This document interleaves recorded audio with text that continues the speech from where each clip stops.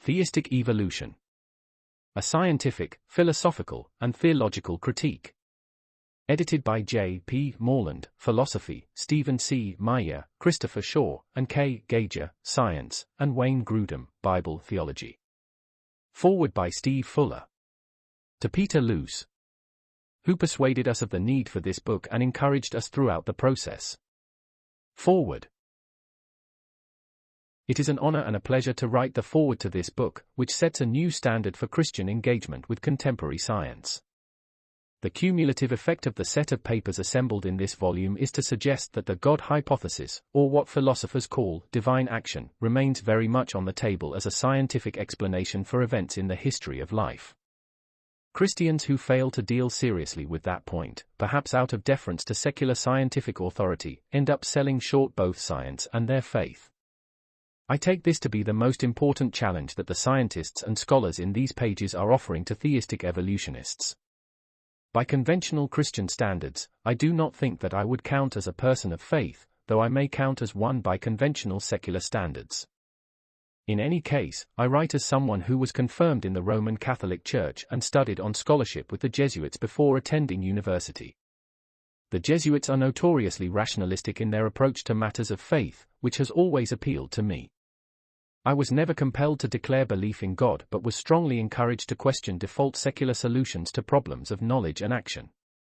As a result, I have been a seeker, a term originally used to characterize Christian dissenters from the Church of England in the 17th century, which Thomas Henry Huxley appropriated 2 centuries later, when he described himself as an agnostic on matters of faith. The real question for me has been not whether God exists but how the deity operates in the world, including all the issues that raises for what we should believe and how we should act. In this respect, I have always regarded atheism in the true sense, that is, antitheism, not simply anticlericalism, as a moral and/or epistemic failure, perhaps a prudishness if not absence of the imagination, which when threatened can morph into bigotry toward that which one simply fails to understand. The neologism theophobia would not be out of place. My Jesuit teachers would go one step further and ask atheists the following question: what advantage would your understanding of reality gain by dismissing out of hand the existence of a divine intelligence, such that it would be worth the loss of meaning to your life and reality more generally? But this is a book about theists who contest the place of modern science in Christianity. The charge laid at the doorstep of theistic evolutionists is that the doorstep is exactly where they leave their religious commitments when they enter the house of science. They do this, even though the weight of the evidence from across the natural sciences does not oblige such a conclusion.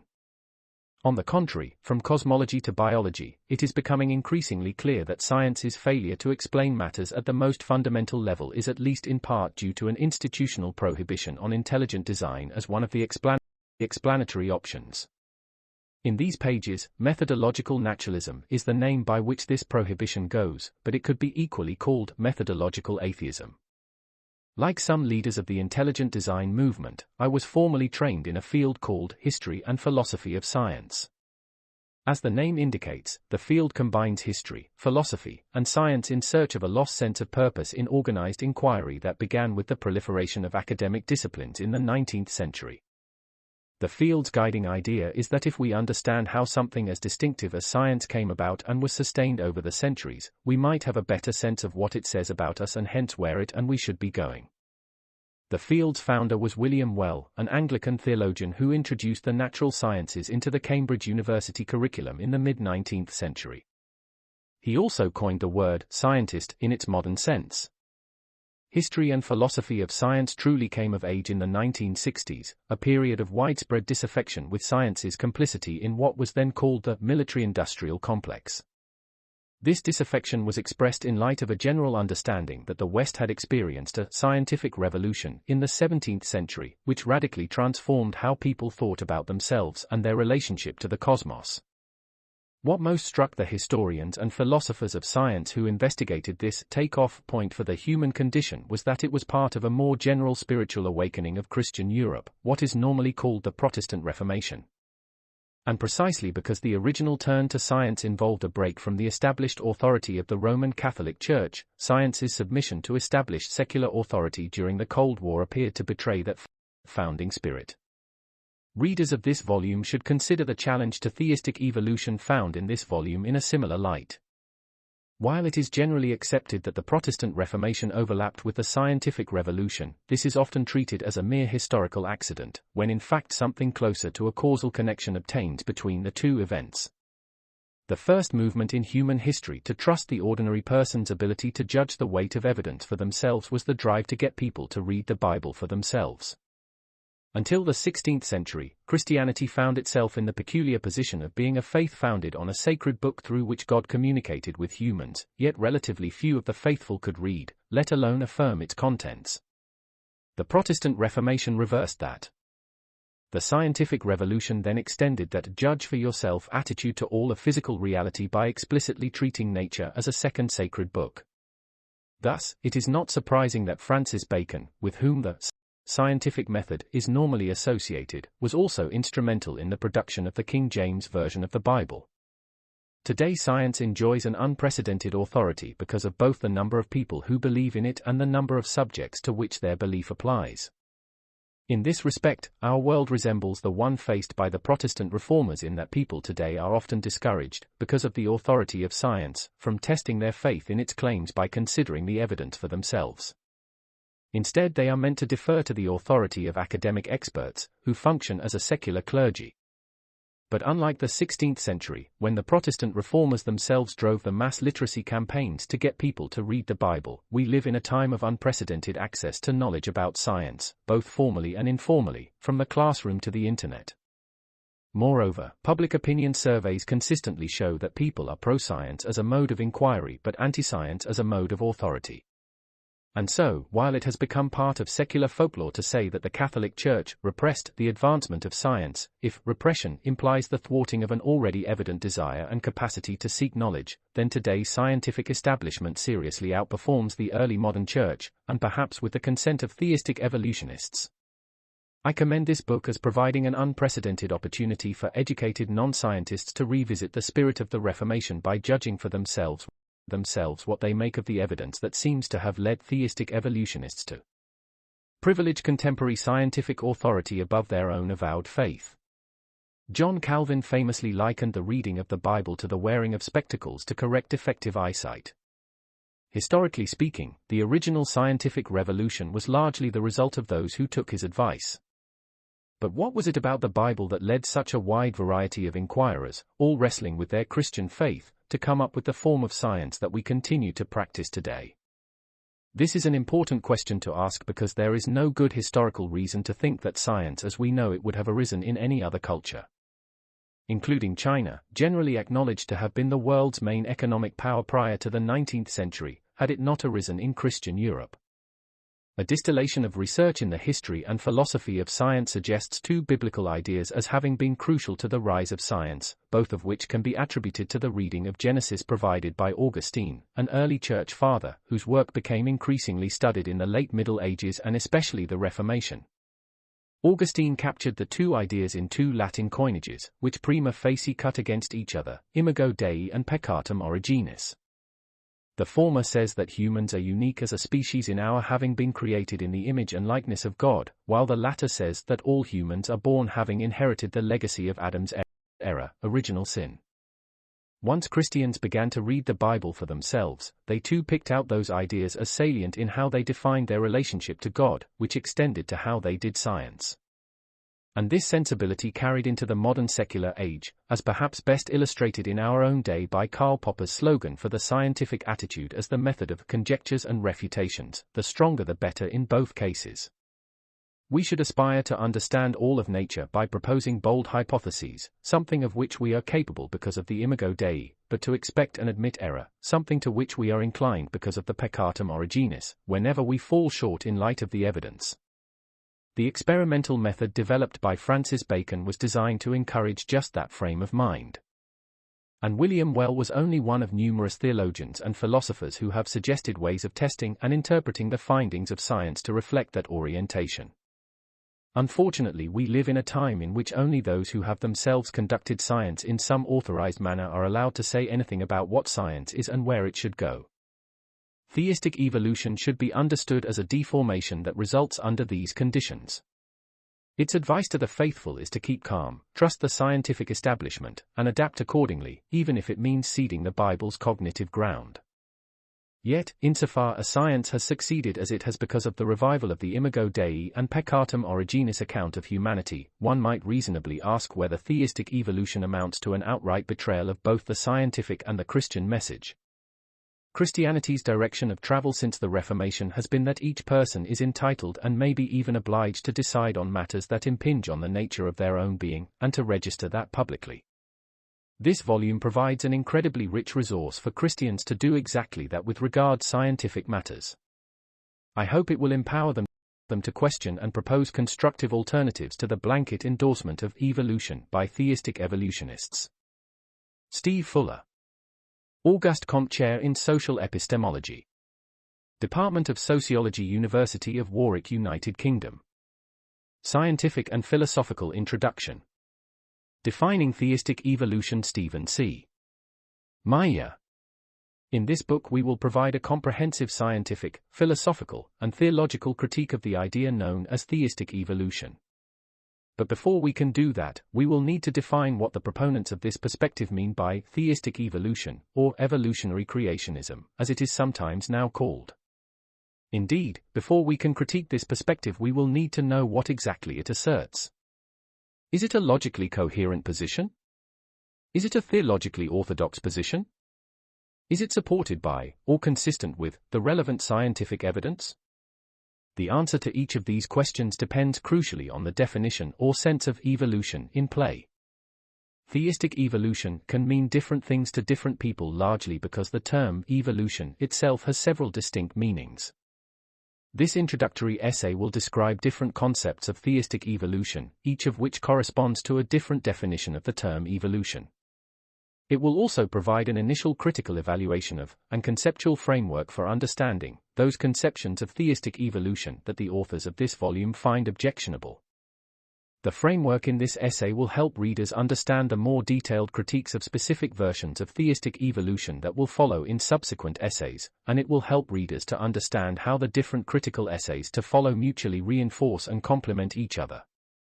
Both here and in the essays that follow, we will focus most, but not all, of our critical concern on one particular formulation of the concept of theistic evolution, in particular, the one that affirms the most scientifically controversial, and also most religiously charged, meaning of evolution. Since the term evolution has several distinct meanings, it will first be necessary to describe the meanings that are commonly associated with the term in order to evaluate the different possible concepts of theistic evolution that proponents of the idea may have in mind. It will be shown that three distinct meanings of the term evolution are especially relevant for understanding three different possible concepts of theistic evolution. Yale biologist Keith Stewart Thompson, for example, has noted that in contemporary biology the term evolution can refer to 1. Change over time, 2. Universal common ancestry, and the natural mechanisms that produce change in organisms. Following Thompson, this introduction will describe and distinguish these three distinct meanings of evolution in order to foster clarity in the analysis and assessment of three distinct concepts of theistic evolution. Evolution number 1, change over time. Evolution in its most rudimentary sense simply affirms the idea of change over time. Many natural scientists use evolution in this first sense as they seek to reconstruct a series of past events to tell the story of nature's history.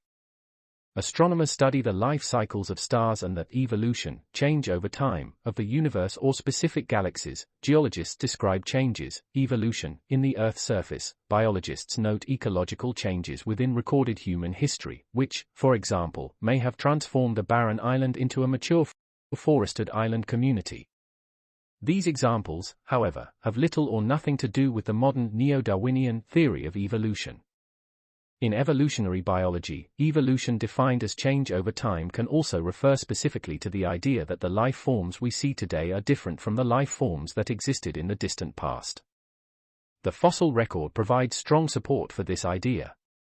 Paleontologists observe changes in the types of life that have existed over time as represented by different fossilized forms in the sedimentary rock record, a phenomenon known as fossil succession. Many of the plants and animals that are fossilized in recent rock layers are different from the plants and animals fossilized in older rocks. The composition of flora and fauna on the surface of the Earth today is likewise different from the forms of life that lived long ago, as attested by the fossil record. Evolution, defined as change over time, can also refer to observed minor changes in features of individual species, small-scale changes that take place over a relatively short period of time. Most biologists think this kind of evolution, sometimes called microevolution, results from a change in the proportion of different variants of a gene, called alleles, within a population over time. Thus, population geneticists will study changes in the frequencies of alleles in gene pools. A large number of precise observations have established the occurrence of this type of evolution. Studies of melanism in peppered moths, though currently contested, are among the most celebrated examples of microevolution. The observed changes in the size and shape of Galapagos finch beaks in response to changing climate patterns provide another good example of small-scale change over time within a species. Evolution number 2, common descent, or universal common descent. Many biologists today also commonly use the term evolution to refer to the idea that all organisms are related by common ancestry. This idea is also known as the theory of universal common descent. This theory affirms that all known living organisms are descended from a single common ancestor somewhere in the distant past. In On the Origin of Species, Charles Darwin made a case for the truth of evolution in this second sense. In a famous passage at the end of The Origin, he argued that probably all the organic beings which have ever lived on this earth have descended from some one primordial form.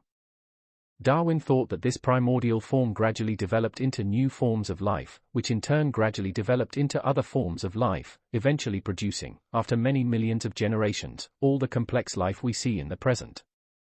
Biology textbooks today often depict this idea just as Darwin did, with a great branching tree.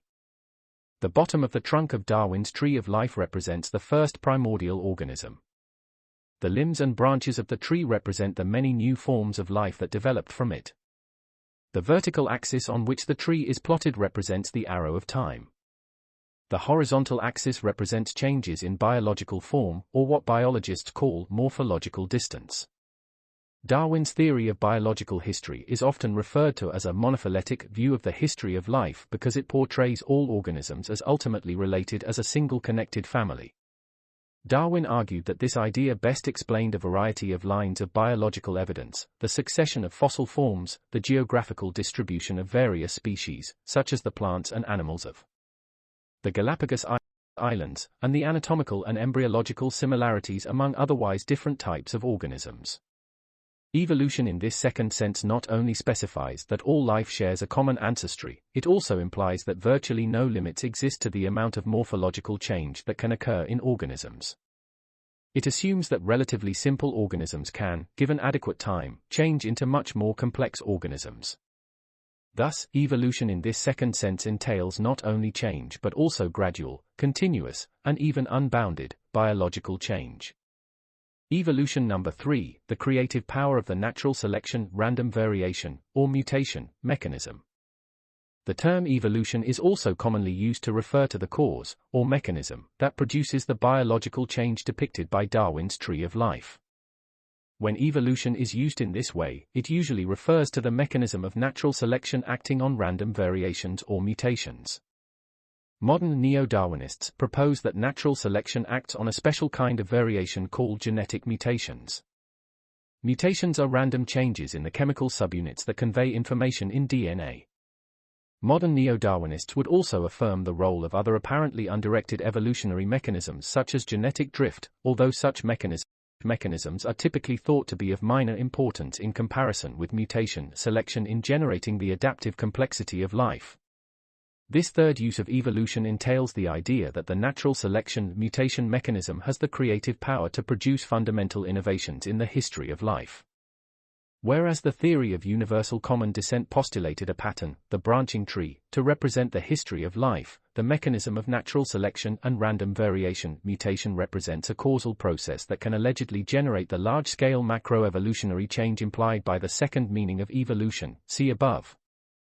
Since proponents of the creative power of the mutation natural selection mechanism see it, and other similarly materialistic evolutionary mechanisms, as explaining the origin of all the forms and features of life, this definition of evolution is closely associated with, or encompasses, another definition of evolution. Evolution #3a, the natural selection random variation, or mutation, mechanism can explain the appearance of design in living systems apart from the activity of an actual designing intelligence. Evolutionary biologists since Darwin have affirmed that the natural selection random variation mechanism not only explains the origin of all new biological forms and features, they have also affirmed a closely related idea, namely, that this mechanism can explain one particularly striking feature of biological systems, the appearance of design. Biologists have long recognized that many organized structures in living organisms, the elegant form and protective covering of the coiled nautilus, the interdependent parts of the vertebrate eye, the interlocking bones, muscles, and feathers of a bird wing, give the appearance of having been designed for a purpose.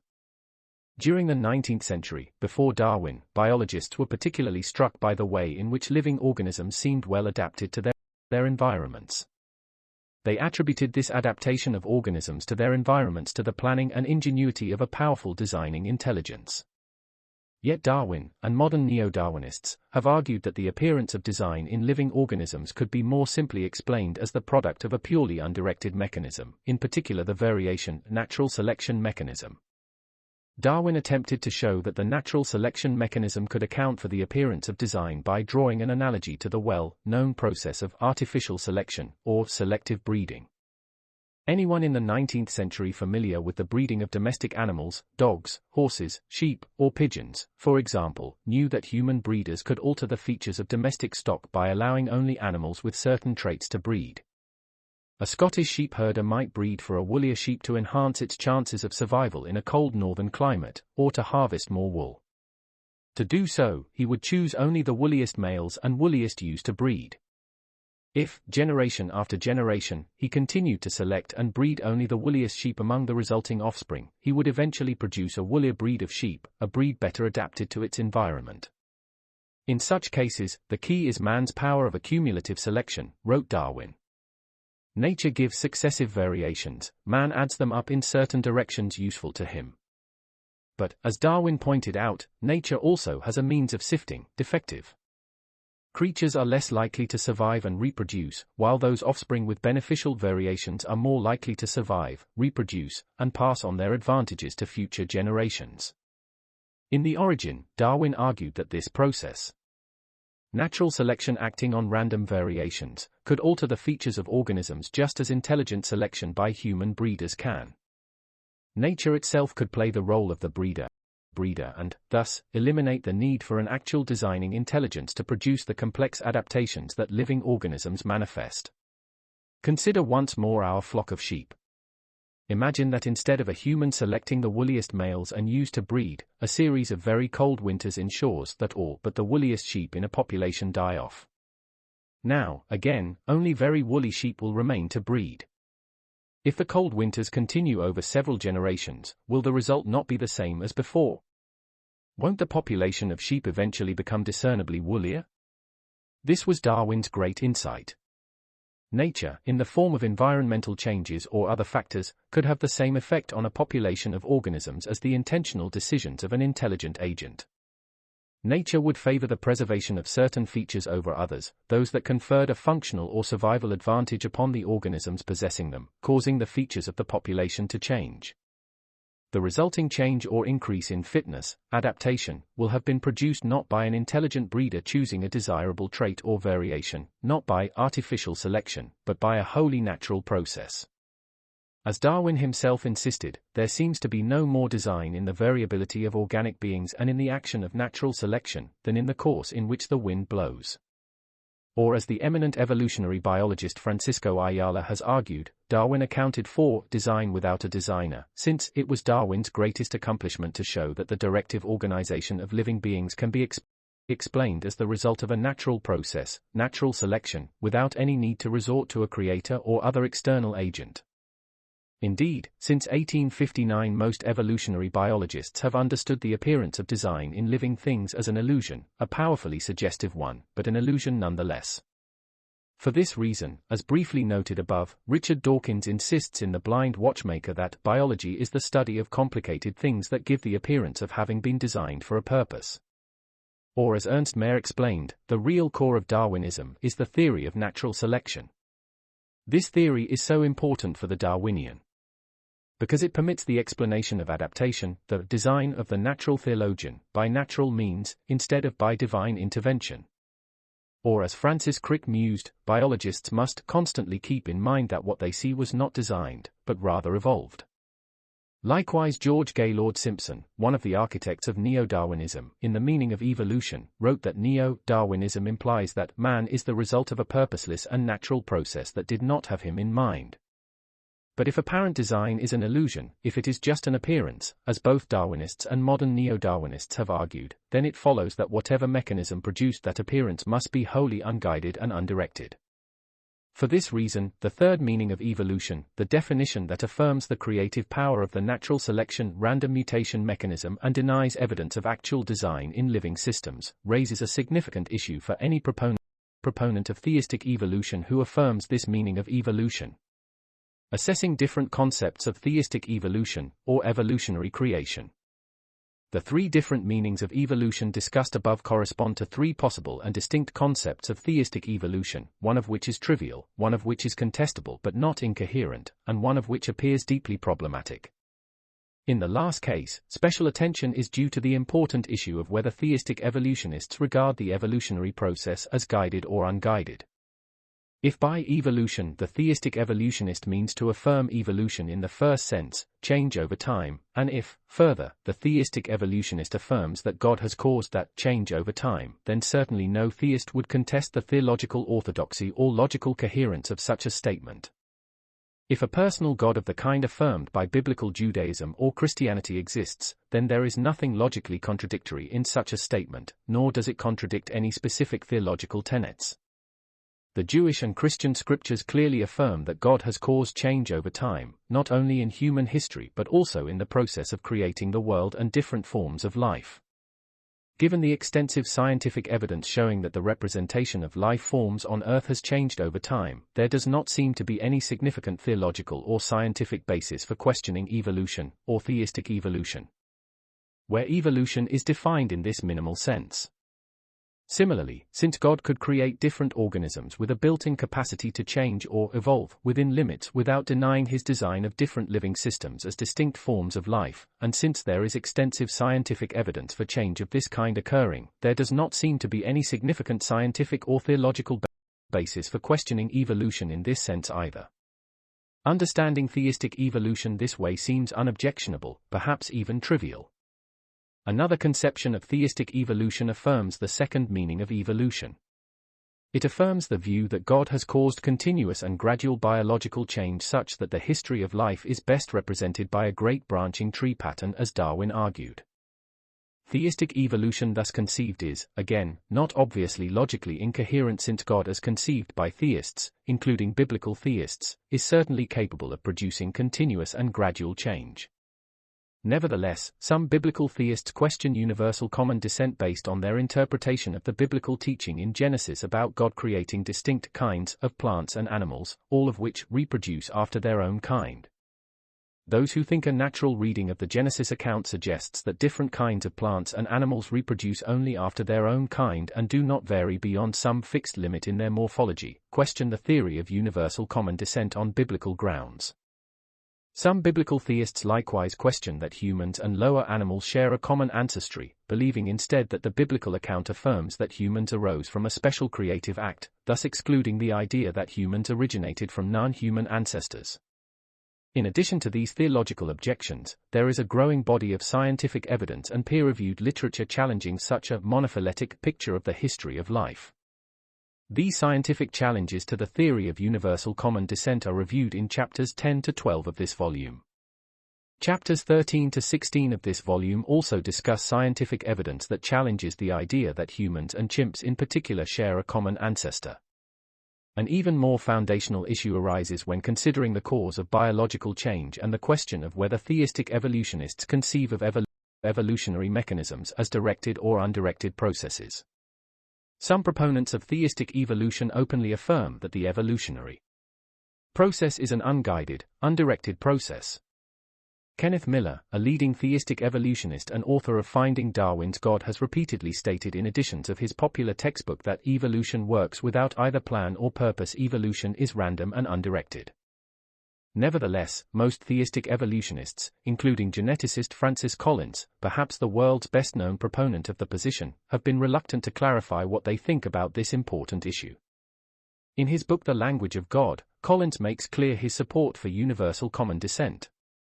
He also seems to assume the adequacy of standard evolutionary mechanisms but does not clearly say whether he thinks those mechanisms are directed or undirected, only that they could be directed. In any case, where theistic evolution is understood to affirm the creative power of the neo-Darwinian and/or other evolutionary mechanisms and to deny actual, as opposed to apparent, design in living organisms, i.e., the third meaning of evolution discussed above, the concept becomes deeply problematic. Indeed, depending on how this particular understanding of theistic evolution is articulated, it generates either 1. Logical contradictions, 2. A theologically heterodox view of divine action, or 3. A convoluted and scientifically vacuous explanation. In addition to this dilemma, or rather tri-lemma, a huge body of scientific evidence now challenges the creative power of the mutation-selection mechanism, especially with respect to some of the most striking appearances of design in biological systems. Let's examine each of these difficulties in more detail. A logically contradictory view. In the first place, some formulations of theistic evolution that affirm the third meaning of evolution result in logical contradictions. For example, if the theistic evolutionist means to affirm the standard neo-Darwinian view of the natural selection mutation mechanism as an undirected process while simultaneously affirming that God is still causally responsible for the origin of new forms of life, then the theistic evolutionist implies that God somehow guided or directed an unguided and undirected process. Logically, no intelligent being, not even God, can direct an undirected process. As soon as he directs it, the undirected process would no longer be undirected. On the other hand, a proponent of theistic evolution may conceive of the natural selection mutation mechanism as a directed process, with God perhaps directing specific mutations. This view represents a decidedly non-Darwinian conception of the evolutionary mechanism. It also constitutes a version of the theory of intelligent design, one that affirms that God intelligently designed organisms by actively directing mutations, or other processes, toward functional endpoints during the history of life. Yet, if living organisms are the result of a directed process, then it follows that the appearance of design in living organisms is real, not merely apparent or illusory. Nevertheless, chief proponents of theistic evolution reject the theory of intelligent design with its claim that the appearance of design in living organisms is real. Thus, any proponent of theistic evolution who affirms that God is directing the evolutionary mechanism, and who also rejects intelligent design, implicitly contradicts himself.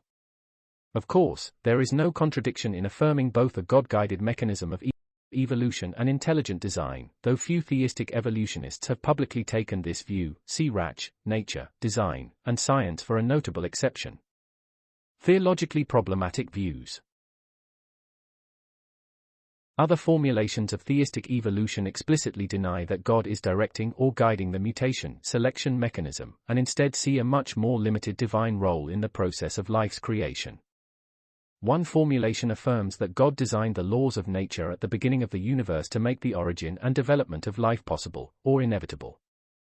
This view is scientifically problematic, however, since it can be demonstrated, see Chapter 6, that the information necessary to build even a single functional gene, or section of DNA, cannot have been contained in the elementary particles and energy present at the beginning of the universe.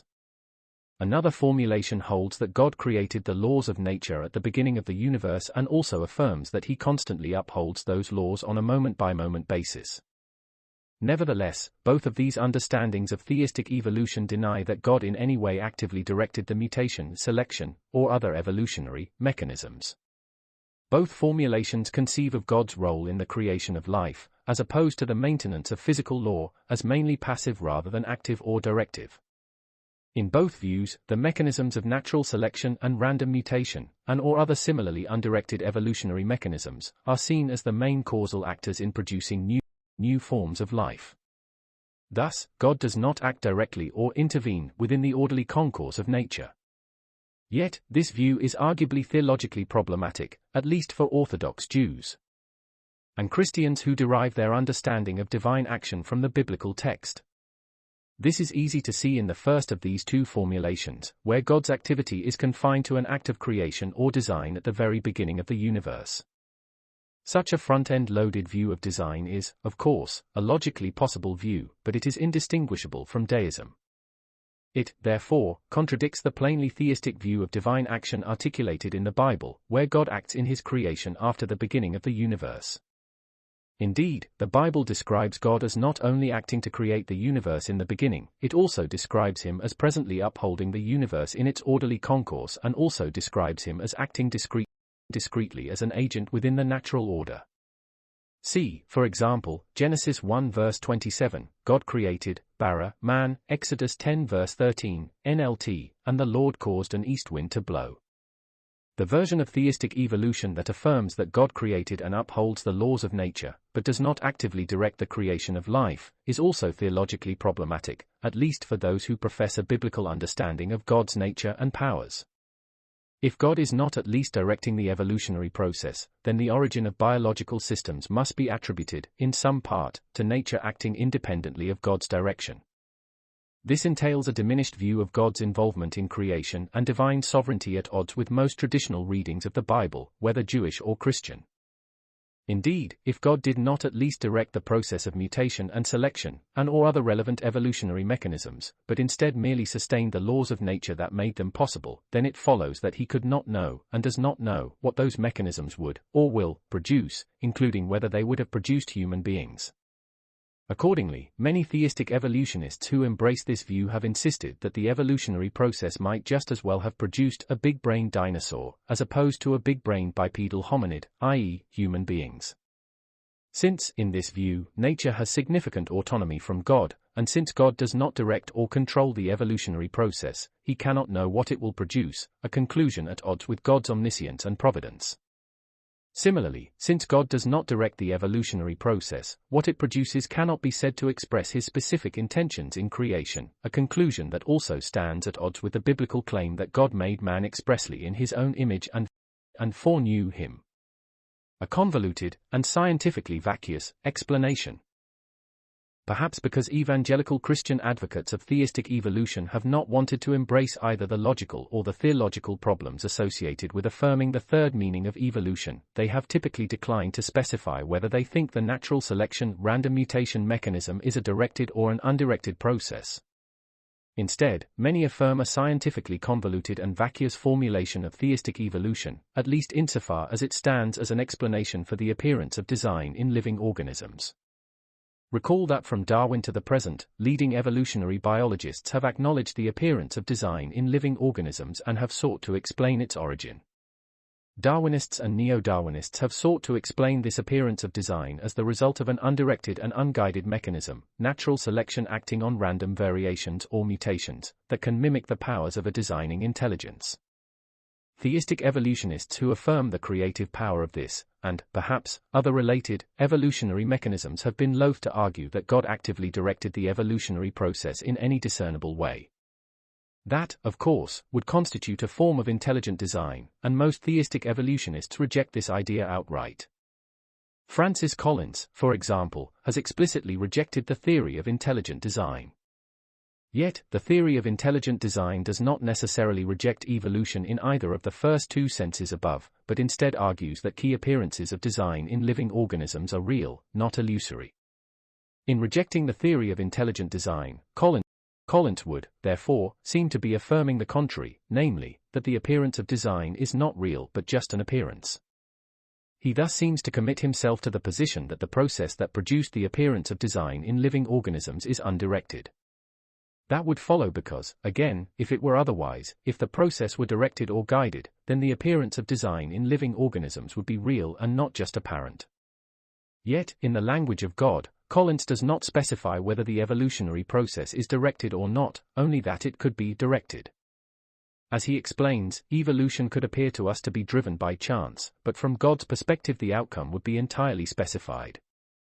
Thus, God could be completely and intimately involved in the creation of all species, while from our perspective this would appear a random and undirected process. Emphasis added.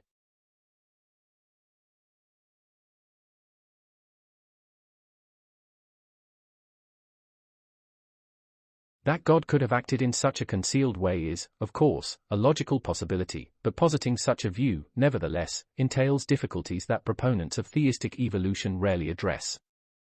First, this version of theistic evolution suggests a logically convoluted explanation for the appearance of design in living systems. Like classical Darwinism and neo-Darwinism, this version of theistic evolution denies that anything about living systems indicates that an actual designing intelligence played a role in their origin. Why? Theistic evolutionists, like mainstream neo-Darwinists, affirm the third meaning of evolution, i.e., the sufficiency of the natural selection mutation mechanism, possibly in conjunction with other similarly naturalistic evolutionary mechanisms, as an explanation for the origin of new forms and features of life. Since natural selection and random mutations can account for the origin of biological systems, and their appearances of design, theistic evolutionists steadfastly deny the need to propose an actual designing intelligence. Yet, having affirmed what classical Darwinists and neo-Darwinists affirm, namely, the sufficiency of standard evolutionary mechanisms, they then suggest that such mechanisms may only appear undirected and unguided. Francis Collins suggests that, from our perspective, mutation and selection would appear a random and undirected process. Thus, his formulation implies that the appearance or illusion of design in living systems results from the activity of an apparently undirected material process, i.e., classical and neo-Darwinism, except that this apparently undirected process is itself being used by a designing intelligence, or at least it could be, though no one can tell for sure. Or, to put it another way, we have moved from Richard Dawkins's famous statement that biology is the study of complicated things that give the appearance of having been designed for a purpose, to the proposition that biology is the study of complicated things that give the appearance of having been designed for a purpose, though that appearance of design is an illusion, classical Darwinism, even though there may be an intelligent designer behind it all, in which case that appearance wouldn't be an illusion after all.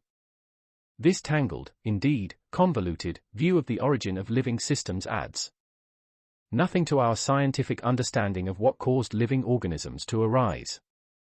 As such, it also represents an entirely vacuous explanation. Indeed, it has no empirical or scientific content beyond that offered by strictly materialistic evolutionary theories. It tells us nothing about God's role in the evolutionary process or even whether or not he had a role at all. It, thus, renders the modifier theistic in the term theistic evolution superfluous. It does not represent an alternative theory of biological origins, but a reaffirmation of some materialistic version of evolutionary theory restated using theological terminology. Of course, theistic evolutionists who hold this view do not typically spell out its implication so as to reveal the convoluted nature of the explanation for the appearance of design that their view entails. Instead, they typically avoid discussing, or offering explanations for, the appearance of design in living systems altogether, though this appearance is so striking that even secular evolutionary biologists have long and consistently acknowledged it. Theistic evolutionists such as Collins also deny what advocates of intelligent design affirm, namely, that the past activity of a designing intelligence, including God's intelligence, is detectable or discernible in living systems. Yet, denying the detectability of design in nature generates another theological difficulty. In particular, this view seems to contradict what the biblical record affirms about the natural world, or the things that are made, revealing the reality of God and his invisible qualities, such as his power, glory, divine nature and wisdom. As John West has explained, Francis Collins's version of theistic evolution still seriously conflicts with the biblical understanding of God and his general revelation. Both the Old and New Testaments clearly teach that human beings can recognize God's handiwork in nature through their own observations rather than through special divine revelation. From the psalmist who proclaimed that the heavens declare the glory of God, Psalm 19, to the Apostle Paul who argued in Romans 1 verse 20 that, since the creation of the world his invisible attributes are clearly seen, being understood by the things that are made, the idea that we can see design in nature was clearly taught. Jesus himself pointed to the feeding of birds, the rain and the sun, and the the exquisite design of the lilies of the field as observable evidence of God's active care towards the world and its inhabitants. Matt 5:44-45, 48, 6:26-30, 2. Head off a direct collision between undirected Darwinism and the doctrine of God's sovereignty. Collins seems to depict God as a cosmic trickster who misleads people into thinking that the process by which they were produced was blind and purposeless, even when it wasn't.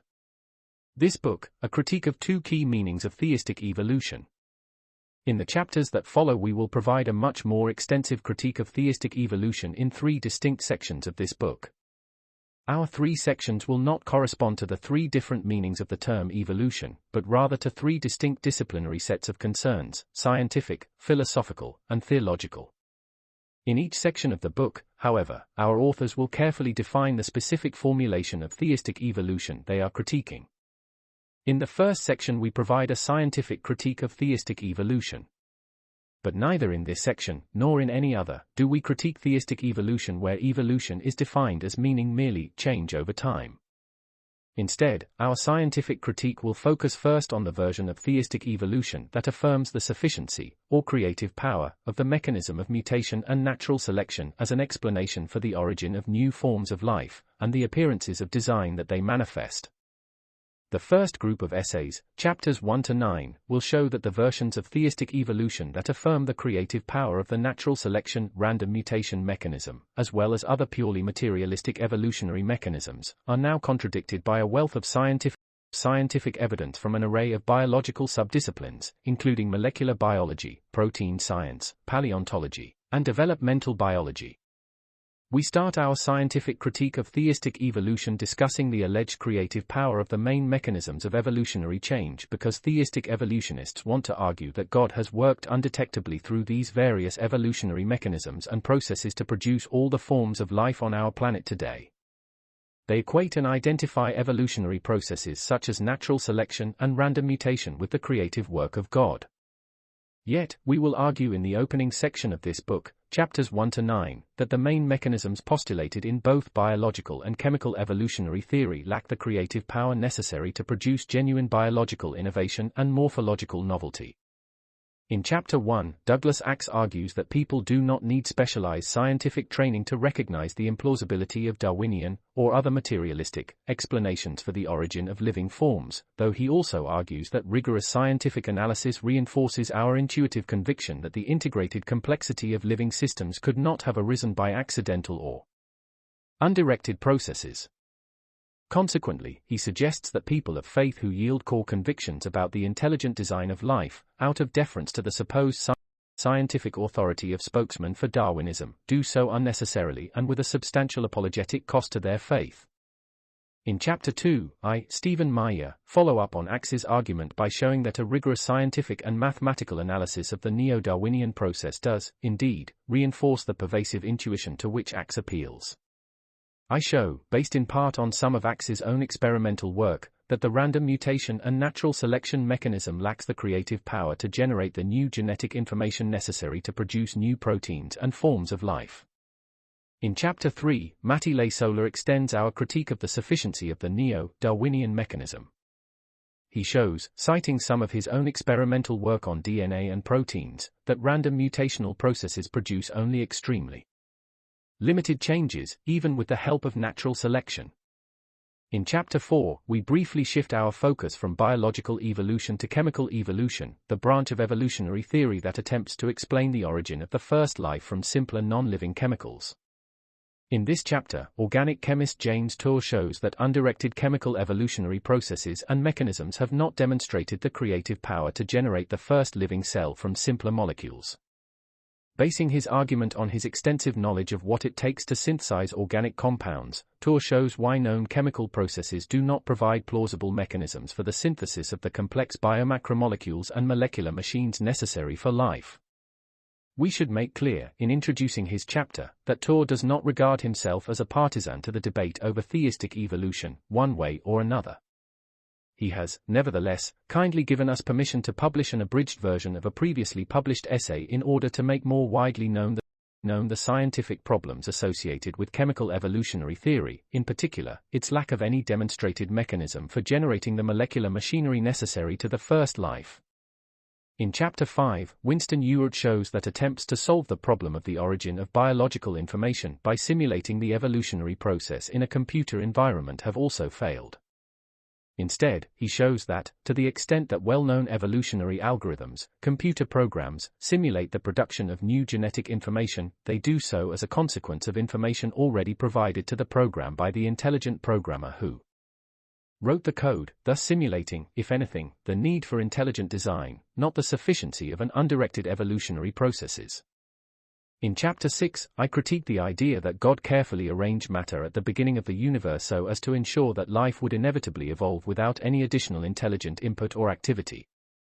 In this chapter, I show why this version of theistic evolution, though attractive as a potential synthesis of the ideas of creation and evolution, fails for demonstrable scientific reasons to account for the origin of the information in the DNA molecule, and, thus, the information needed to produce the first life. Next, in Chapter 7, Jonathan Wells shows that, in addition to new genetic information, building new organisms requires information not stored in DNA, what is called epigenetic, or ontogenetic, information. He argues that this fact alone demonstrates the inadequacy of the neo-Darwinian mechanism. Whereas neo-Darwinism asserts that all the new information necessary to build new forms of life arises as the result of random mutational changes in DNA, developmental biology has shown instead that building new forms of life also depends on information not stored in the DNA molecule. For this reason, the gene-centric mutation and natural selection mechanism simply cannot explain the origin of anatomical novelty. In Chapter 8, I team up with Engager and Paul Nelson to show that many mainstream evolutionary biologists have now rejected orthodox neo-Darwinian evolutionary theory precisely because they recognize that the mutation natural selection mechanism lacks the creative power to generate novel biological form. In support of this claim, we describe some of the new theories of evolution and evolutionary mechanisms that mainstream evolutionary biologists are now proposing as alternatives to textbook neo-Darwinism. Yet we also show that none of these new evolutionary theories invoke mechanisms with the power to produce either the genetic or the epigenetic information necessary to generate novel forms of life. In Chapter 9, Sheena Tyler describes the exquisite orchestration necessary for the development of animals from embryo to adult form. She argues that nothing about these carefully choreographed processes suggests that they might have originated as the result of random mutational tinkering or other undirected processes. Instead, she argues that they exhibit hallmarks of design. For advocates of theistic evolution, where evolution is understood to affirm the third meaning of evolution, the growing scientific skepticism about the adequacy of the neo-Darwinian and other evolutionary mechanisms presents an acute problem, quite apart from the logical and theological considerations outlined above. If many evolutionary biologists themselves no longer agree that the mutation selection mechanism has the creative power to explain novel biological forms, and if no alternative evolutionary mechanism has yet demonstrated that power either, then the claim that apparently unguided evolutionary processes are God's way of creating new forms of life is, increasingly, a relic of an obsolete scientific viewpoint. But that raises a question: if the evidence doesn't support the creative power of evolutionary mechanisms, why claim that these mechanisms represent the means by which God created? Why attempt to synthesize mainstream evolutionary theory with a theistic understanding of creation? After critiquing versions of theistic evolution that affirm the sufficiency of various naturalistic evolutionary mechanisms, the second part of the science section of the book, chapters 10 to 17, critiques versions of theistic evolution that assume the truth of universal common descent, the second meaning of evolution discussed above. These chapters also take a critical look at the claims of evolutionary anthropologists who assert that human beings and chimpanzees have evolved from a common ancestor. In Chapter 10, paleontologist Gunter Beckley and I examine the logical structure of argument for universal common descent, with a particular focus on what the fossil record can tell us about whether all forms of life do, or do not, share a common ancestor. Though theistic evolutionists often portray this part of evolutionary theory as a fact, even as they may acknowledge doubts about the creative power of the neo-Darwinian mechanism, we have become skeptical about universal common descent.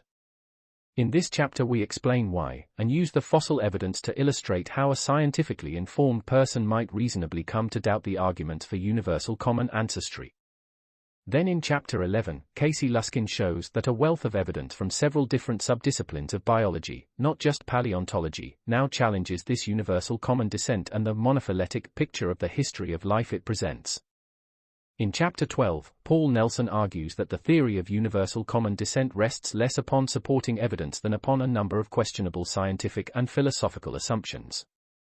He argues that the theory of universal common descent has been insulated from critical testing largely because these assumptions have rarely been questioned. In this same section of the book, we also offer several chapters challenging the idea that chimpanzees and humans, in particular, share a common ancestor. Chapter 13, by Engager, explains what is at stake in the debate about human origins. Chapter 14, by Casey Luskin, shows that the fossil record does not support the evolutionary story about the origin of human beings. Chapter 15, by Engager, Ola Hostja, and Colin Reeves, shows that the genetic uniqueness of human beings contradicts that story as well. Chapter 16, also by Geiger, Hostja, and Reeves, challenges theistic evolutionists who claim that evolutionary theory and its subdiscipline of population genetics have rendered untenable any belief in an original male and female pair as the parents of the entire human race. Finally, in Chapter 17, Christopher Shaw, one of the science editors of this volume, concludes this section of the book with an interesting article on the role of bias in science that helps shed light on why so many scientists have found neo-Darwinian evolutionary theory persuasive despite its evident empirical difficulties. Our critique of theistic evolution does not stop with scientific concerns, however. In the second section of the book, we address philosophical problems with the versions of theistic evolution critiqued in our science section.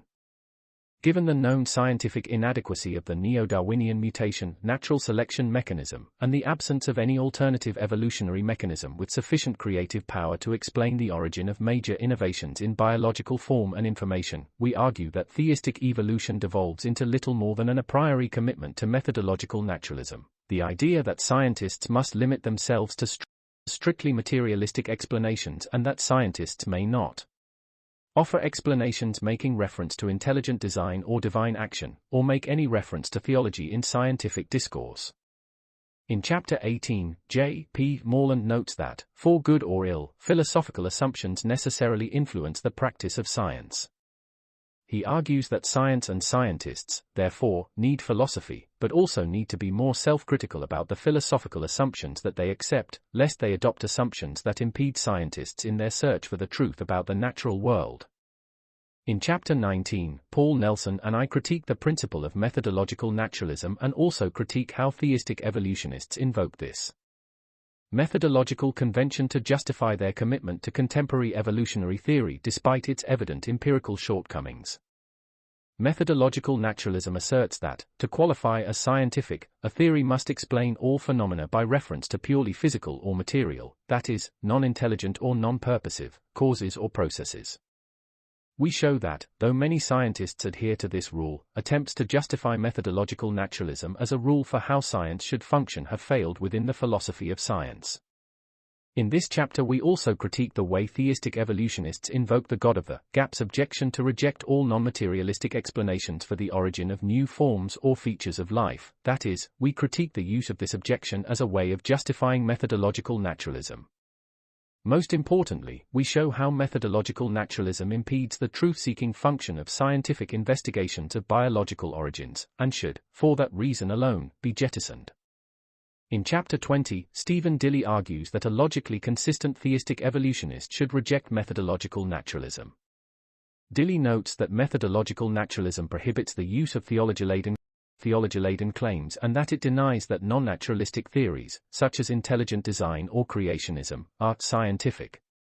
Yet, he argues, key scientific arguments for evolutionary theory from the origin to the present, either rely on theology-laden claims or attempt to provide evidence-based refutations of non-naturalistic theories, thereby inadvertently implying that such theories do make scientific claims.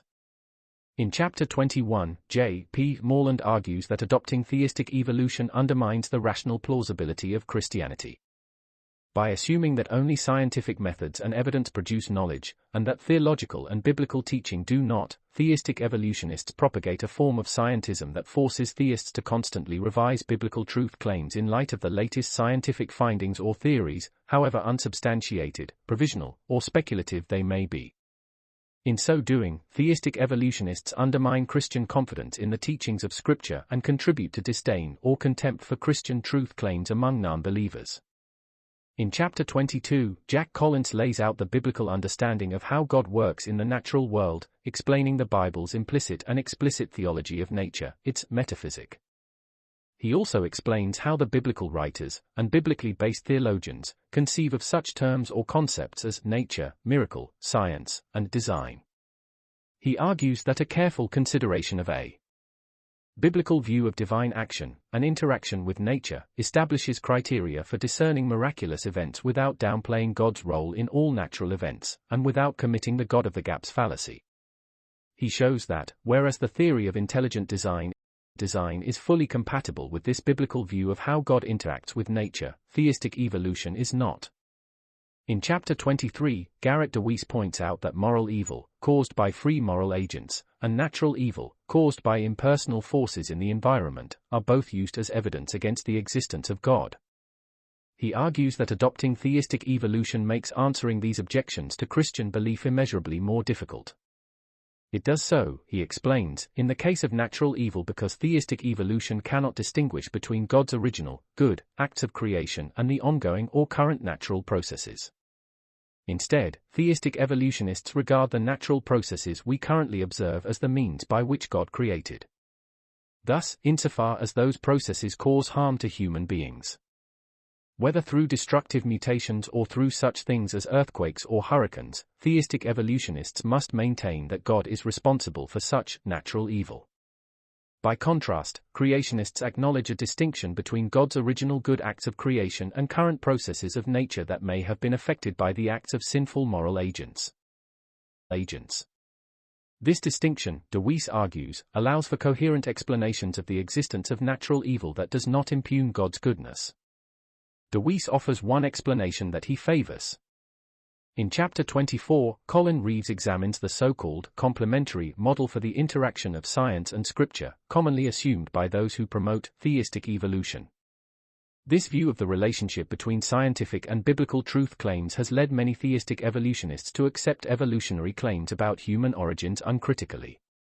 They do this, Reeves argues, because they assume that all scientific claims can be made complementary to biblical truth claims since the two different types of claims describe reality in two fundamentally different non-intersecting, though complementary, ways. Reeves argues that the complementarity model in effect sanctions doctrinal revisionism because in practice it demands the subordination of scriptural claims to scientific claims, in contrast to the Reformation emphasis on the primacy, authority, and clarity of Scripture, an emphasis that actually played a key role in the development of modern science. In Chapter 25, Tapio Purlamatka argues that current evolutionary accounts fail to explain the origin of moral conscience. He explains why the human capacity to discern moral truths cannot be reduced to merely a product of a random search through a vast set of combinatorial possibilities, in other words, a search of the sort that random mutation and natural selection allegedly can accomplish.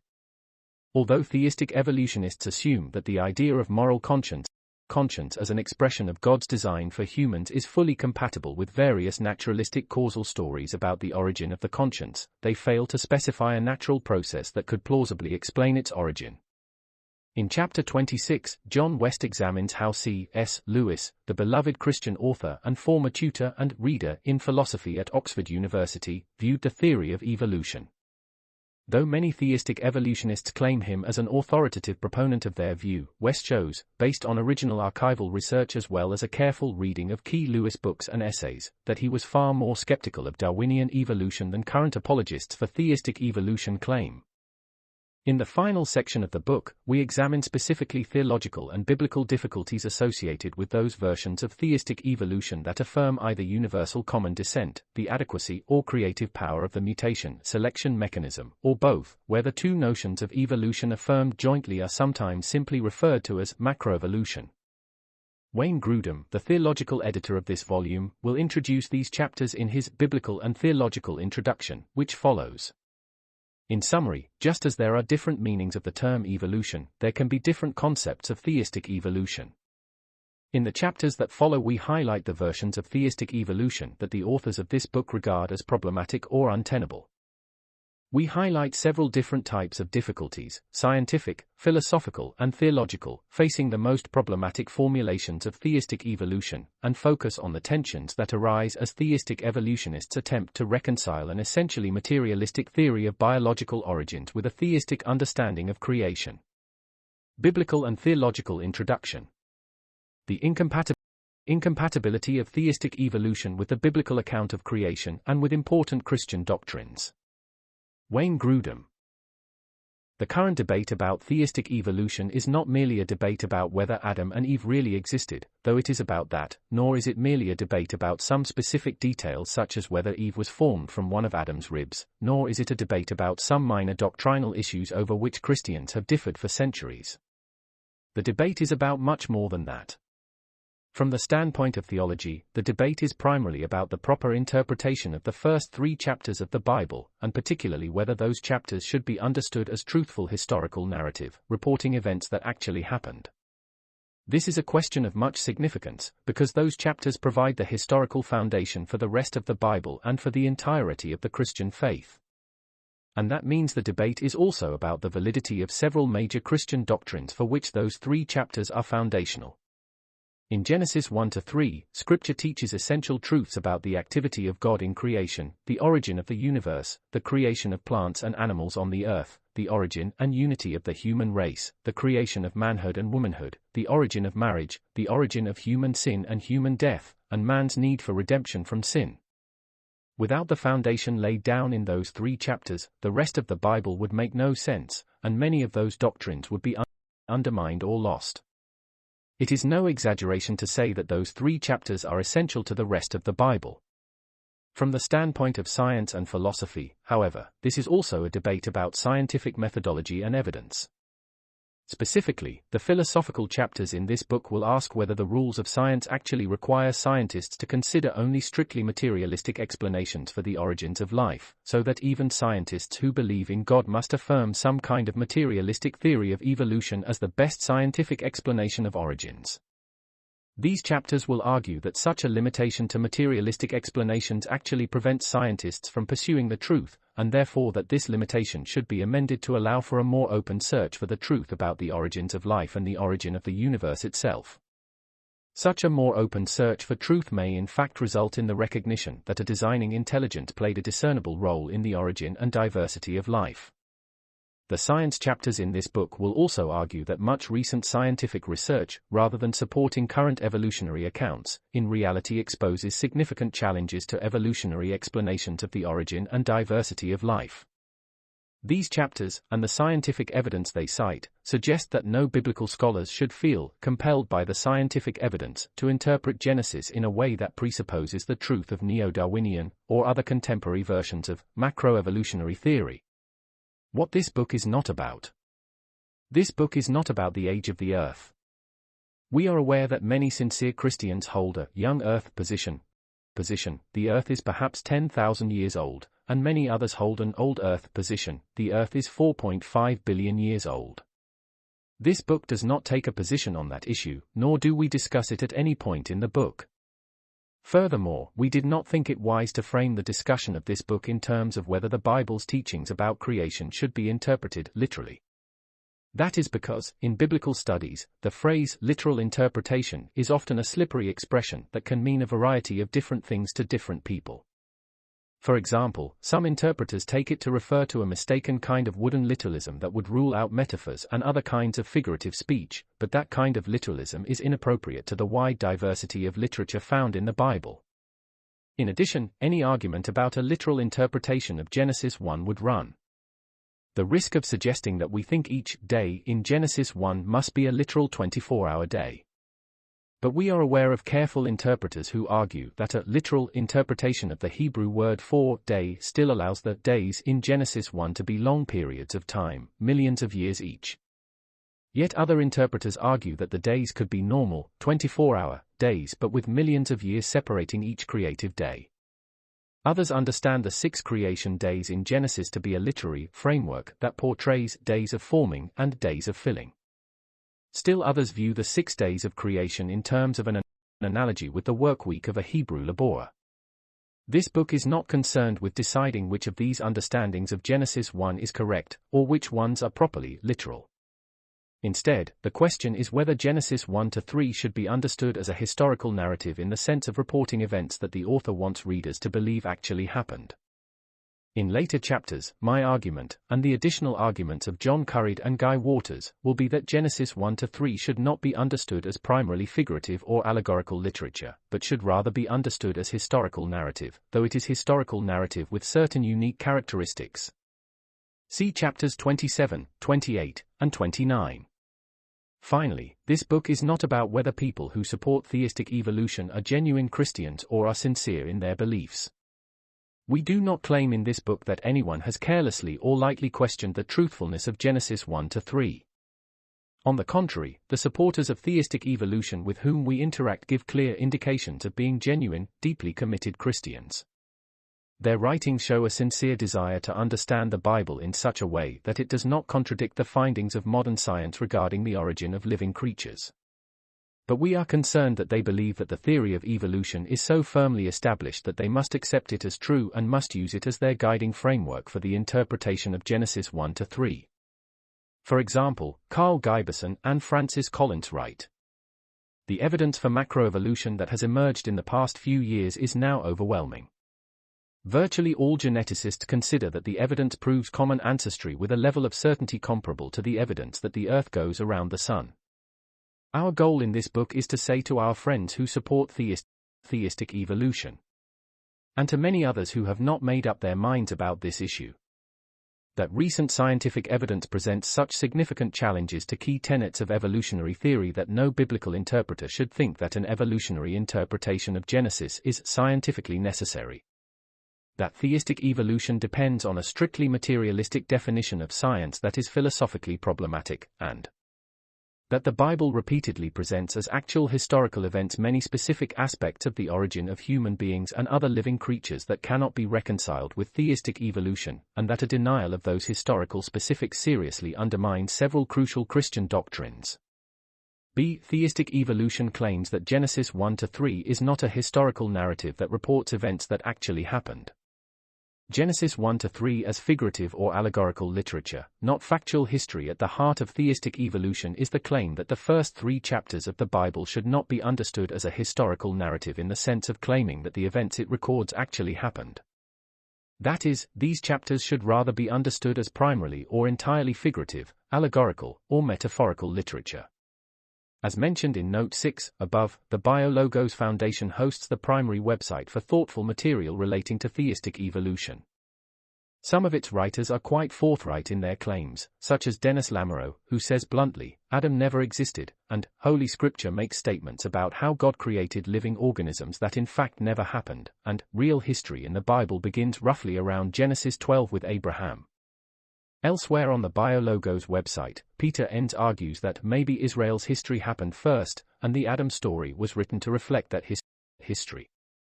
In other words, the Adam story is really an Israel story placed in primeval time. It is not a story of human origins but of Israel's origins. Others are less specific about these details but still claim that Genesis 1-3 is not historical narrative. Francis Collins says these chapters should be understood as poetry and allegory, and Dennis Alexander views Genesis 1-3 as figurative and theological literature. Yet another approach comes from John H. Walton. He says the accounts of the forming of Adam and Eve in Genesis 1-2 should not be understood as accounts of how those two individuals were uniquely formed, but rather should be understood as stories about archetypes, that is, stories that use an individual person as sort of an allegory for every man, someone who embodies all others in the group, in this case, the human race.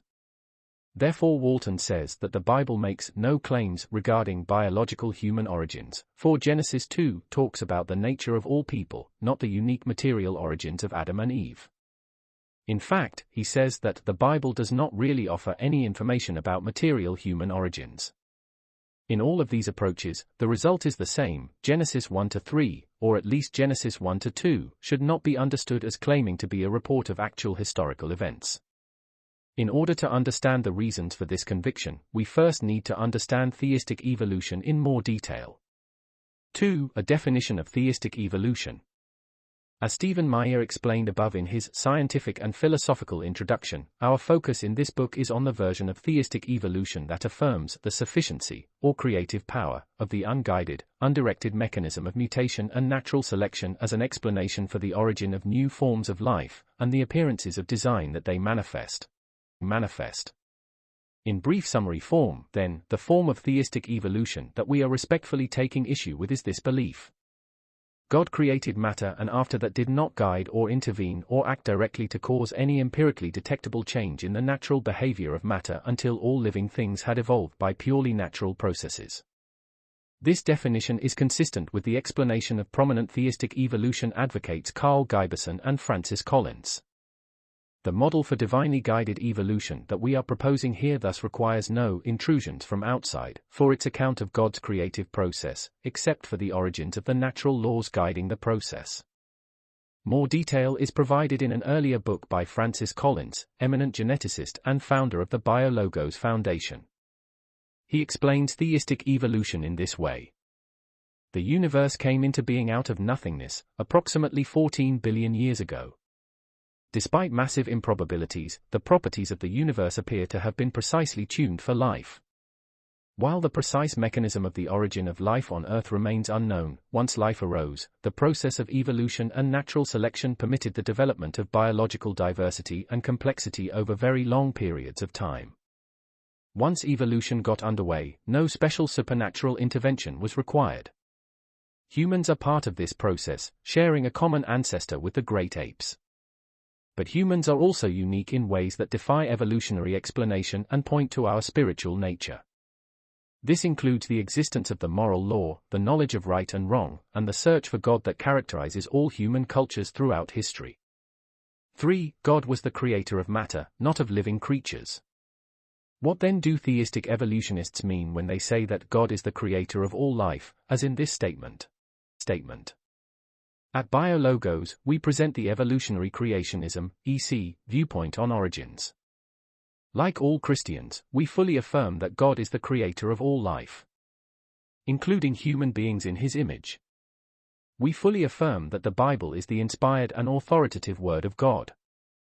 We also accept the science of evolution as the best description for how God brought about the diversity of life on Earth. They frequently mean that God created matter in the beginning with certain physical properties and then the properties of matter were enough to bring about all living things without any further direct activity by God.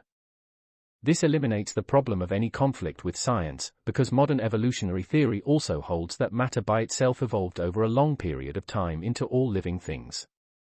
4. There were not merely 2, but 10,000 ancestors for the human race.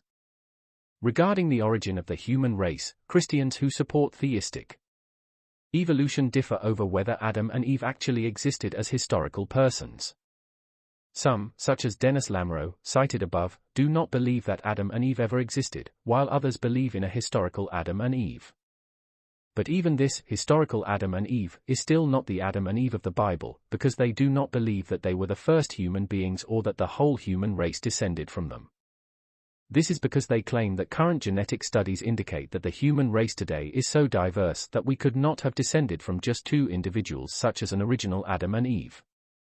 Francis Collins writes, population geneticists conclude that our species descended from a common set of founders, approximately 10,000 in number, who lived about 100,000 to 150,000 years ago.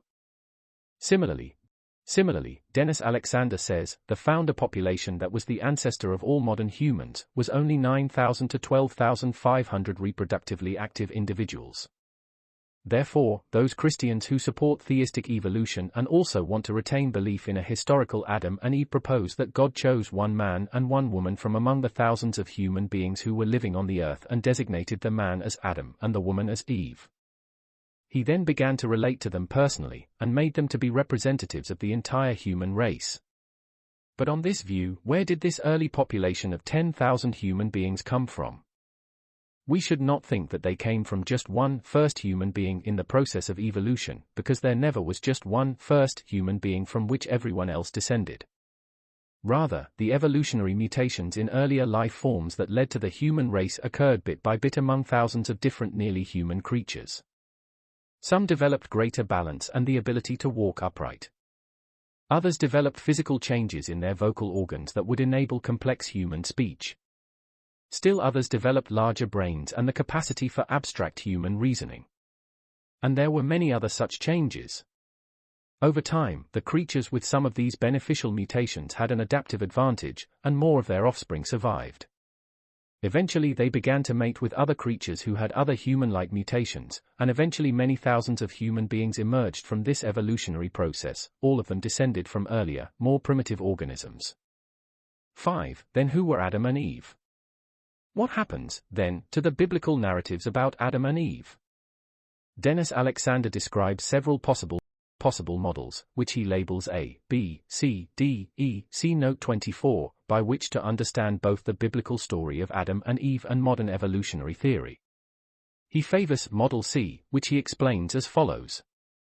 According to Model C, God in His grace chose a couple of Neolithic farmers in the Near East, perhaps around 8,000 years ago. The precise date is of little importance for this model, or maybe a community of farmers, to whom He chose to reveal Himself in a special way, calling them into fellowship with Himself, so that they might know Him as a personal God. This first couple, or community, have been termed Homo Divinus, the divine humans, those who know the one true God, corresponding to the Adam and Eve of the Genesis account. Certainly religious beliefs existed before this time. As people sought after God or gods in different parts of the world, offering their own explanations for the meaning of their lives, but Homo Divinus marked the time at which God chose to reveal Himself and His purposes for humankind for the first time. Adam is viewed as the federal head of the whole of humanity alive at that time. The world population in Neolithic times is estimated to lie in the range of 1 to 10 million, genetically just like Adam and Eve, but in Model C it was these two farmers out of all those millions to whom God chose to reveal Himself. N.T. Wright proposes a similar explanation. Perhaps what Genesis is telling us is that God chose one pair from the rest of the early hominids for a special, strange, demanding vocation. This pair, call them Adam and Eve if you like, were to be the representatives of the whole human race. Giberson and Collins propose a similar view. A common synthetic view integrating the biblical and scientific accounts sees human-like creatures evolving as the scientific evidence indicates, steadily becoming more capable of relating to God. At a certain point in history, God entered into a special relationship with those who had developed the necessary characteristics, endowing them with the gift of His image. This view can fit whether the humans in question constituted a group, symbolized by Adam and Eve, or a specific male-female pair. The difficulty with all of these theistic evolution explanations of Adam and Eve arises because they differ significantly from the biblical account in Genesis 1 to 3. They all propose that many thousands of human beings were on the earth prior to Adam and Eve, and so Adam and Eve were not the first human beings, nor has the entire human race descended from them. In addition, there was human death and human sin, such as violence, instinctive aggression, and worship of false gods, long before Adam and Eve. 6. 12 differences between events recounted in the Bible and theistic evolution. We can now enumerate 12 points at which theistic evolution, as currently promoted by the prominent supporters cited, differs from the biblical creation account taken as a historical narrative. According to theistic evolution, Adam and Eve were not the first human beings, and perhaps they never even existed. Adam and Eve were born from human parents. God did not act directly or specially to create Adam out of dust from the ground. God did not directly create Eve from a rib taken from Adam's side. Adam and Eve were never sinless human beings. Adam and Eve did not commit the first human sins, for human beings were doing morally evil things long before Adam and Eve. Human death did not begin as a result of Adam's sin, for human beings existed long before Adam and Eve and they were always subject to death. Not all human beings have descended from Adam and Eve, for there were thousands of other human beings on earth at the time that God chose two of them as Adam and Eve. God did not directly act in the natural world to create different kinds of fish, birds, and land animals. God did not not rest from his work of creation or stop any special creative activity after plants, animals, and human beings appeared on the earth. God never created an originally very good natural world in the sense of a world that was a safe environment, free of thorns and thistles and similar harmful things. After Adam and Eve sinned, God did not place any curse on the world that changed the workings of the natural world and made it more hostile to mankind. Clearly, these statements denying what the Genesis text at least appears to teach about God's active role, or supernatural acts, in creation, about the existence of an original man and woman from whom the rest of the human race is descended, and about the moral fall of human beings as the result of the sin of Adam, presuppose the truth of contemporary evolutionary theory. They also presuppose the truth of the evolutionary narrative about the origin of man by way of undirected material processes from lower primates, as the proponents of theistic evolution openly acknowledge. Yet, as I will argue in Chapter 27, no one would derive such a reading of the narrative from simply reading the biblical text alone. In fact, each of these 12 claims contradicts one or more parts of the text in Genesis 1-3, if it is understood as historical narrative, as I will argue that it must be understood.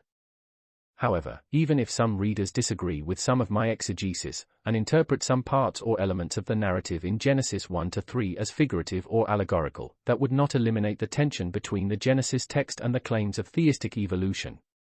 Instead, to remove the contradiction between the two would require denying the historicity of nearly all of the text in Genesis 1-3. In other words, even if interpreters acknowledge that Genesis uses some figures of speech or allegorical language to convey deeper, but concrete, historical realities, as some interpreters have, theistic evolution still contradicts such a reading of the text. In addition, I will argue in Chapter 27 that to deny all historical import to what the biblical text claims, as opposed to what an evolutionary reading of the text might impose on it, would undermine a number of core Christian doctrines. For example, however one interprets the sequence of events described in Genesis 1, the chapter clearly seems to affirm that God acted to create plants, animals, and man, that God actively made something, or did something, in creation. Yet according to theistic evolution, God did not act directly, discreetly, or discernibly in time to create plants, animals or man. Indeed, theistic evolution insists that after the creation of the universe at the Big Bang, God did not actively make anything, but merely upheld, or observed, the ongoing natural processes that were themselves directly responsible for the origin of all life forms. Such a revisionist understanding of the doctrine of the creation certainly agrees better with a contemporary neo-Darwinian understanding of biological origins, since that theory affirms the creative power of the mindless, undirected process of natural selection and random variation, but it does not comport well with a natural reading of the text of Genesis or the historic doctrine of the Christian Church regarding creation. According to the doctrine of creation, God's powerful creative words, not natural selection and random mutation, were responsible for the creation of living creatures. Indeed, the New Testament further specifies that the eternal Son of God, the second person of the Trinity, not an undirected or impersonal material process, was the active agent that carried out God's creative works. All things were made through him, and without him was not anything made that was made. John 1 verse 3, see also 1 Cor. 8:6, Heb. 1:2. Similarly, however broadly one interprets the story of Adam and Eve with the serpent in the Garden of Eden, the story clearly seems to affirm, at the very least, that an act of rebellion by the common parents of the whole human race resulted in their descendants inheriting a fallen or flawed moral nature. Note the progressive proliferation of sin among Adam and Eve's descendants that is chronicled in Genesis 4-6. Yet, by denying even such a minimalist historical interpretation of Genesis 1, theistic evolution not only contradicts the doctrine of the fall, it also results in an undermining of the doctrine of the atonement. This becomes evident when we realize that the New Testament teaches that the sacrifice of Jesus Christ was necessary because of a corrupt human nature that all men and women inherited from a common ancestor, Adam. Yet, theistic evolutionists either a. deny that Adam and Eve existed, or b. claim that if they existed, Adam and Eve did not fall from innocence into sin, and or c. claim that not all human beings are descended from Adam, in all cases fatally undermining the idea that all human beings received a morally corrupted nature from Adam as a result of a single act of rebellion against God. One trespass led to condemnation for all men. By the one man's disobedience the many were made sinners, Romans 5 verses 18-19. Yet, if there was no Adam and no Eve, and or if they did not fall from a state of moral innocence into sin, and if Adam's corrupted sin nature was not inherited by all his human descendants, then it is hard to understand the very precise later biblical explanations of the parallel way in which Christ's atoning sacrifice gained forgiveness for all who were represented by him. In fact, someone might argue that, if Paul was wrong about the entire human race descending from Adam, he must also have been wrong about all human beings inheriting a common sin nature from Adam, and therefore, he could well be wrong about our gaining forgiveness and righteousness through our representation by Christ. It is unmistakable how Paul explicitly connects representation by Adam and representation by Christ.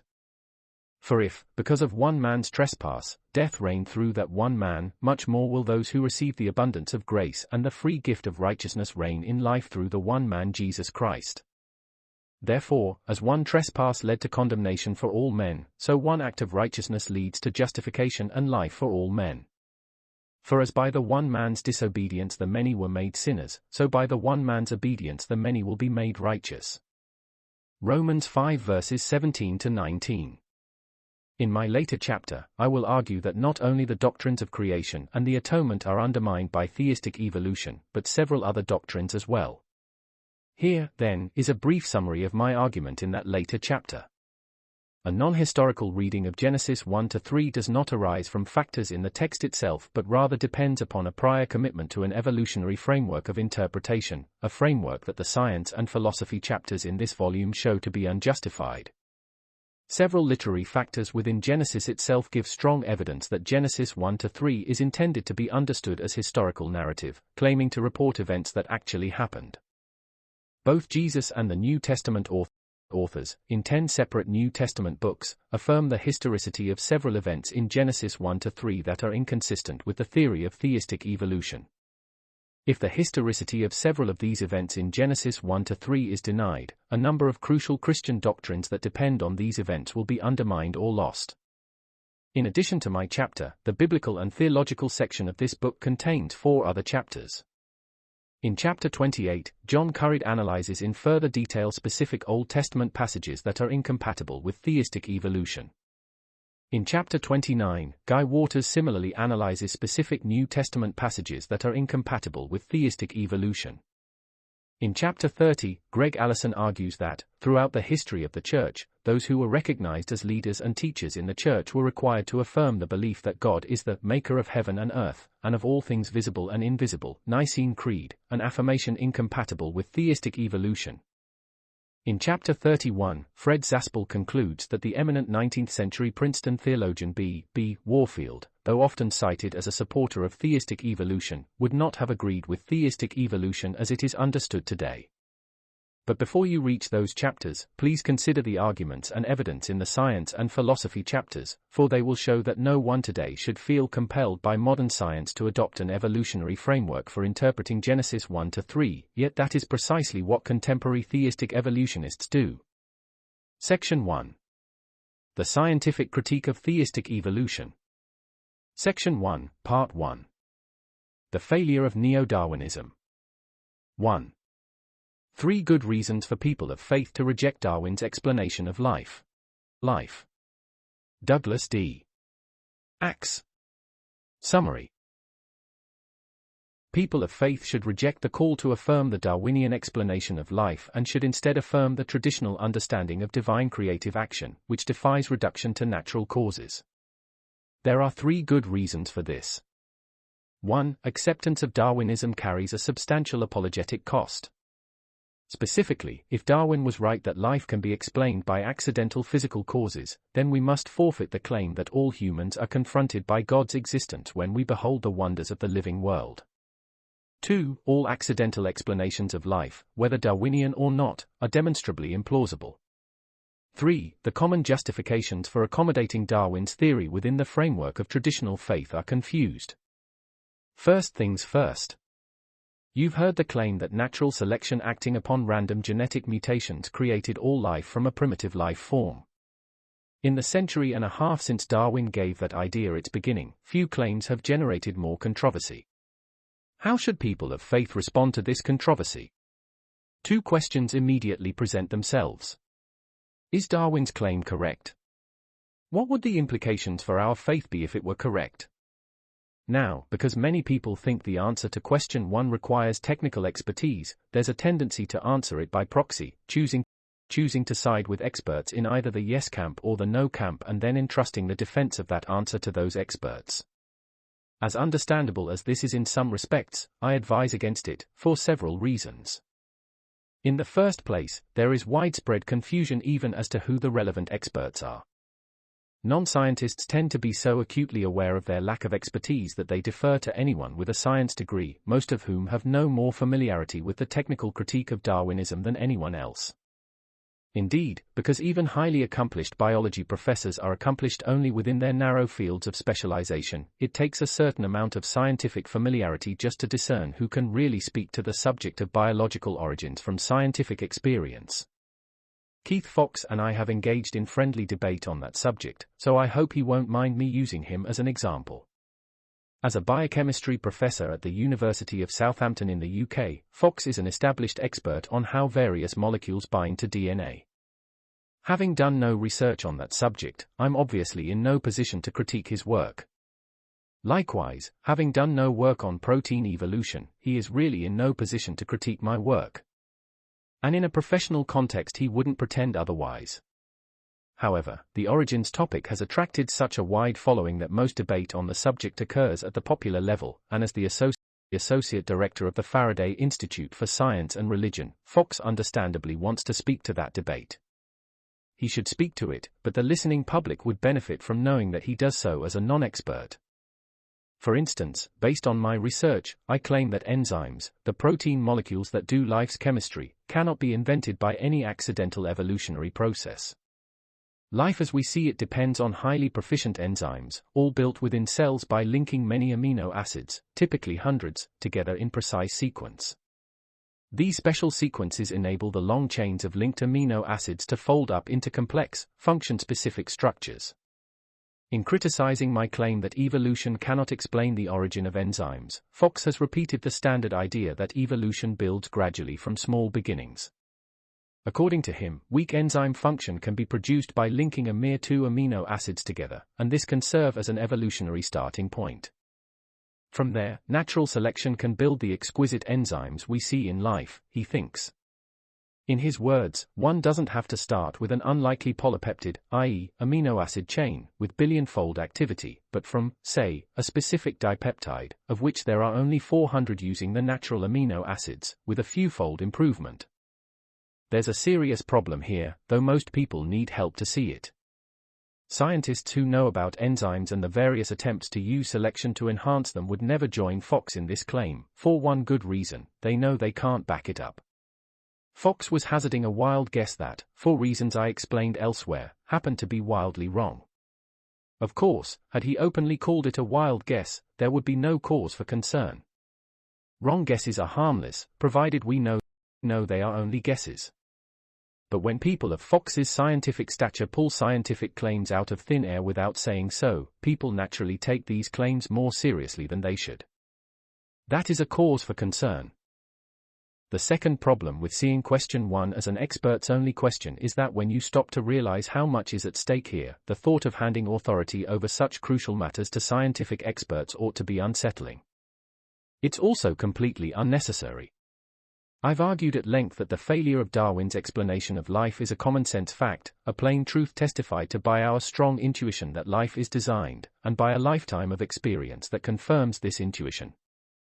To resolve the tension between what our intuition tells us and what the evolutionary textbooks tell us, then, we should begin by recognizing that we're all fully qualified to participate in the debate over our origin. The third problem with leaving the evaluation of Darwin's claim to the experts is that this tempts us to skip straight to question 2, the question of how his claim, if true, should impact our faith. No matter how provisionally we make this move, the very fact that we've done so implicitly conveys a yes answer to the question of whether his claim really is true, question 1. After all, question 2 isn't even worth asking unless question 1 has been answered in the affirmative. In Where the Conflict Really Lies, philosopher Alvin Plantinga proceeds to question 2 as carefully as anyone can, I think, and yet not without creating a problem. His first chapter, Evolution and Christian Belief, summarizes his critique of Richard Dawkins's defense of Darwinism in The Blind Watchmaker as follows. Dawkins claims that the living world came to be by way of unguided evolution. What he actually argues, however, is that there is a Darwinian series for contemporary life forms. As we have seen, this argument is inconclusive, but even if it were airtight it wouldn't show, of course, that the living world, let alone the entire universe, is without design. At best it would show, given a couple of assumptions, that it is not astronomically improbable that the living world was produced by unguided evolution and hence without design. Notice that, from the vantage point of faith, the word best in Plantinga's final sentence should be read as worst. That is, Plantinga tells us that at worst Dawkins has shown there is at least a slim chance that we are cosmic accidents. I suppose Plantinga's conclusion would sound like good news to anyone who worries that science has killed God, if there are such people. On the other hand, anyone who takes comfort in the idea that science, as the study of God's created order, might actually affirm God's existence is apt to be disappointed. If Dawkins's argument has actually been thoroughly refuted, then that's the point that needs to be proclaimed. To grant the possibility of our being cosmic accidents only to say this doesn't necessarily mean we are cosmic accidents is to say something much less faith-affirming. Again, I have great sympathy for people of faith who feel compelled to answer people like Dawkins but who, in thinking that Darwinism sinks or swims on its technical merits, feel ill-equipped to challenge the evolutionary story. The good news here is that the familiar version of science we all participate in, which I call common science, is all we really need to be fully confident that Darwin's theory has already sunk. This brings us to the last problem with avoiding question 1, which is that our natural tendency to look for the upside even in difficult circumstances can cause us to neglect the significance of the downside. This is particularly counterproductive in situations where the downside is counterfactual, meaning that the actual circumstances lack the downside. To attribute grand creative power to Darwin's evolutionary mechanism even provisionally without acknowledging the accompanying cost is to make precisely this mistake. The truth is that the existence of a plausible accidental explanation of life would carry a hefty downside for people of faith even if it isn't the correct explanation. In other words, there's a big cost to acknowledging the mere plausibility of life.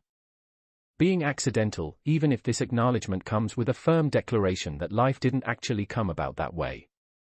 We will focus next on the apologetic component of this cost, which we can think of as the immediate cost of an affirmative answer to question 1, before we even consider question 2. Other chapters in this volume will focus on the downstream costs, specifically the damage to Christian doctrine we uncover when we take a careful look at question 2.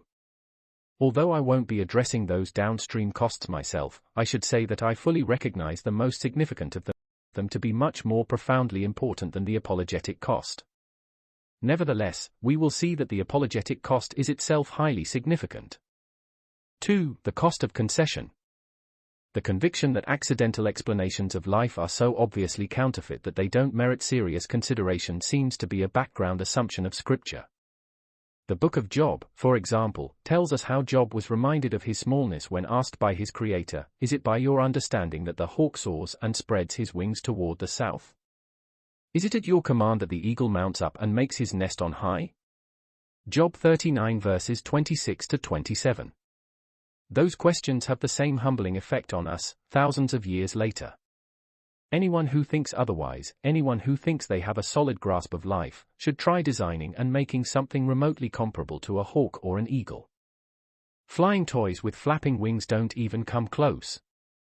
Those things are made on assembly lines, part by part, only to fall apart with repeated use. Life is strikingly different. Nurtured at first by nothing more than the yolk inside its shell, the developing eaglet grows to the point where it is ready to break out of that small world and enter the big world. The young bird then spends years mastering all the skills of living life as an eagle before finding a mate and bringing forth the next generation. There is no raptor assembly line. There are no humans putting these remarkable creatures together and replacing them when they break. Somehow, life sustains itself, and after all the effort we humans have put into understanding how life works, we're left with a grand mystery. The best medicine for anyone who thinks otherwise is to take up this challenge of trying to do something remotely comparable to what God has done. Once we grasp the impossibility of this, Job's humble or is the only appropriate response, "I have uttered what I Did not understand things too wonderful for me, which I did not know. Job 42 verse 3.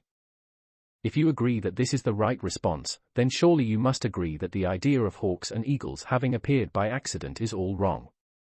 In other words, if we agree that God's probing had its good and proper effect on Job, then we should also agree that Job would have been completely in the wrong to have answered with something like, actually, God, hawks and eagles could have appeared without any need for understanding or purposeful action.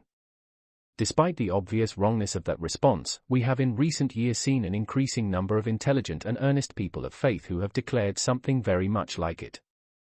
Of course, they couch their declarations in more reverent terms, but the irreverent implications seem unavoidable.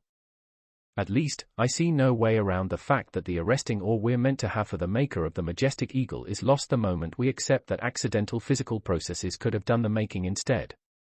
I used the words could have in that last sentence for a reason. The Christian thinkers I quote as examples all take refuge in this ambiguity. Hawks and eagles could have been accidental byproducts of the physical laws that govern the matter and energy of our universe, they say, but on the other hand God could have touched that physical evolutionary process in ways that are forever beyond scientific detection. According to this view, people of faith should be content with the fact that science can never rule out the possibility of God having influenced the outcome of the apparently blind evolutionary process. We should happily concede that God's touch was unnecessary in exchange for the unassailable assurance that it just might have been there anyway. Physicist Stephen Barr, one of the advocates of this view, opened an article titled Chance, by Design, as follows. Christians who accept Darwinian evolution are, it is sometimes said, trying to have it both ways. If evolution is driven by random mutations, we cannot be part of a divine plan. How, the critics ask, can we possibly exist by chance and by design, by accident and by intention? Barr's answer to this question is evident in his subtitle, The Scientific Concept of Randomness is Consistent with Divine Providence. In other words, causes and effects that scientists justifiably consider to be random or accidental may also be instances of God-ordained events. The two are not mutually exclusive. I certainly agree with this. But again I go back to the dialogue between God and Job. If the aim of that dialogue had merely been to underscore the comprehensive scope of divine providence, then pointing to clouds or to craters on the moon would have been just as effective as pointing to the hawk or to the eagle. Indeed, it would have been odd to point to any particular thing because this general aspect of God's providence doesn't force itself upon us by what we see. Clouds and moon craters look to the atheist as though they simply happened. Part of the succession of physical circumstances we should expect in a physical universe. To the theist, of course, nothing happens apart from God. But then, no theist came to that view by looking at clouds or craters. Such things are not at all inconsistent with God's presence, but neither do they confront us with his presence. By contrast, in drawing Job's attention to the hawk and the eagle, God seems to be confronting him with his divine presence by confronting him with his divine magnificence. Indeed, shouldn't life compel us to acknowledge God as the maker of all things in a way that clouds and craters do not? Doesn't the wonder of life have objective force to it, well beyond mere suggestion? In discussing this, then, I'll call the view I aim to defend the confrontational view, the view that God's creation of life clearly and obviously defies explanation in terms of accidental processes. The contrary view, that life can plausibly be attributed to accidental processes, even though divine intent may have actually been present, I will call the non-confrontational view. 3 examples of the non-confrontational view. Before defending the confrontational view, I want to further demonstrate the opposing view by bringing in other respected voices.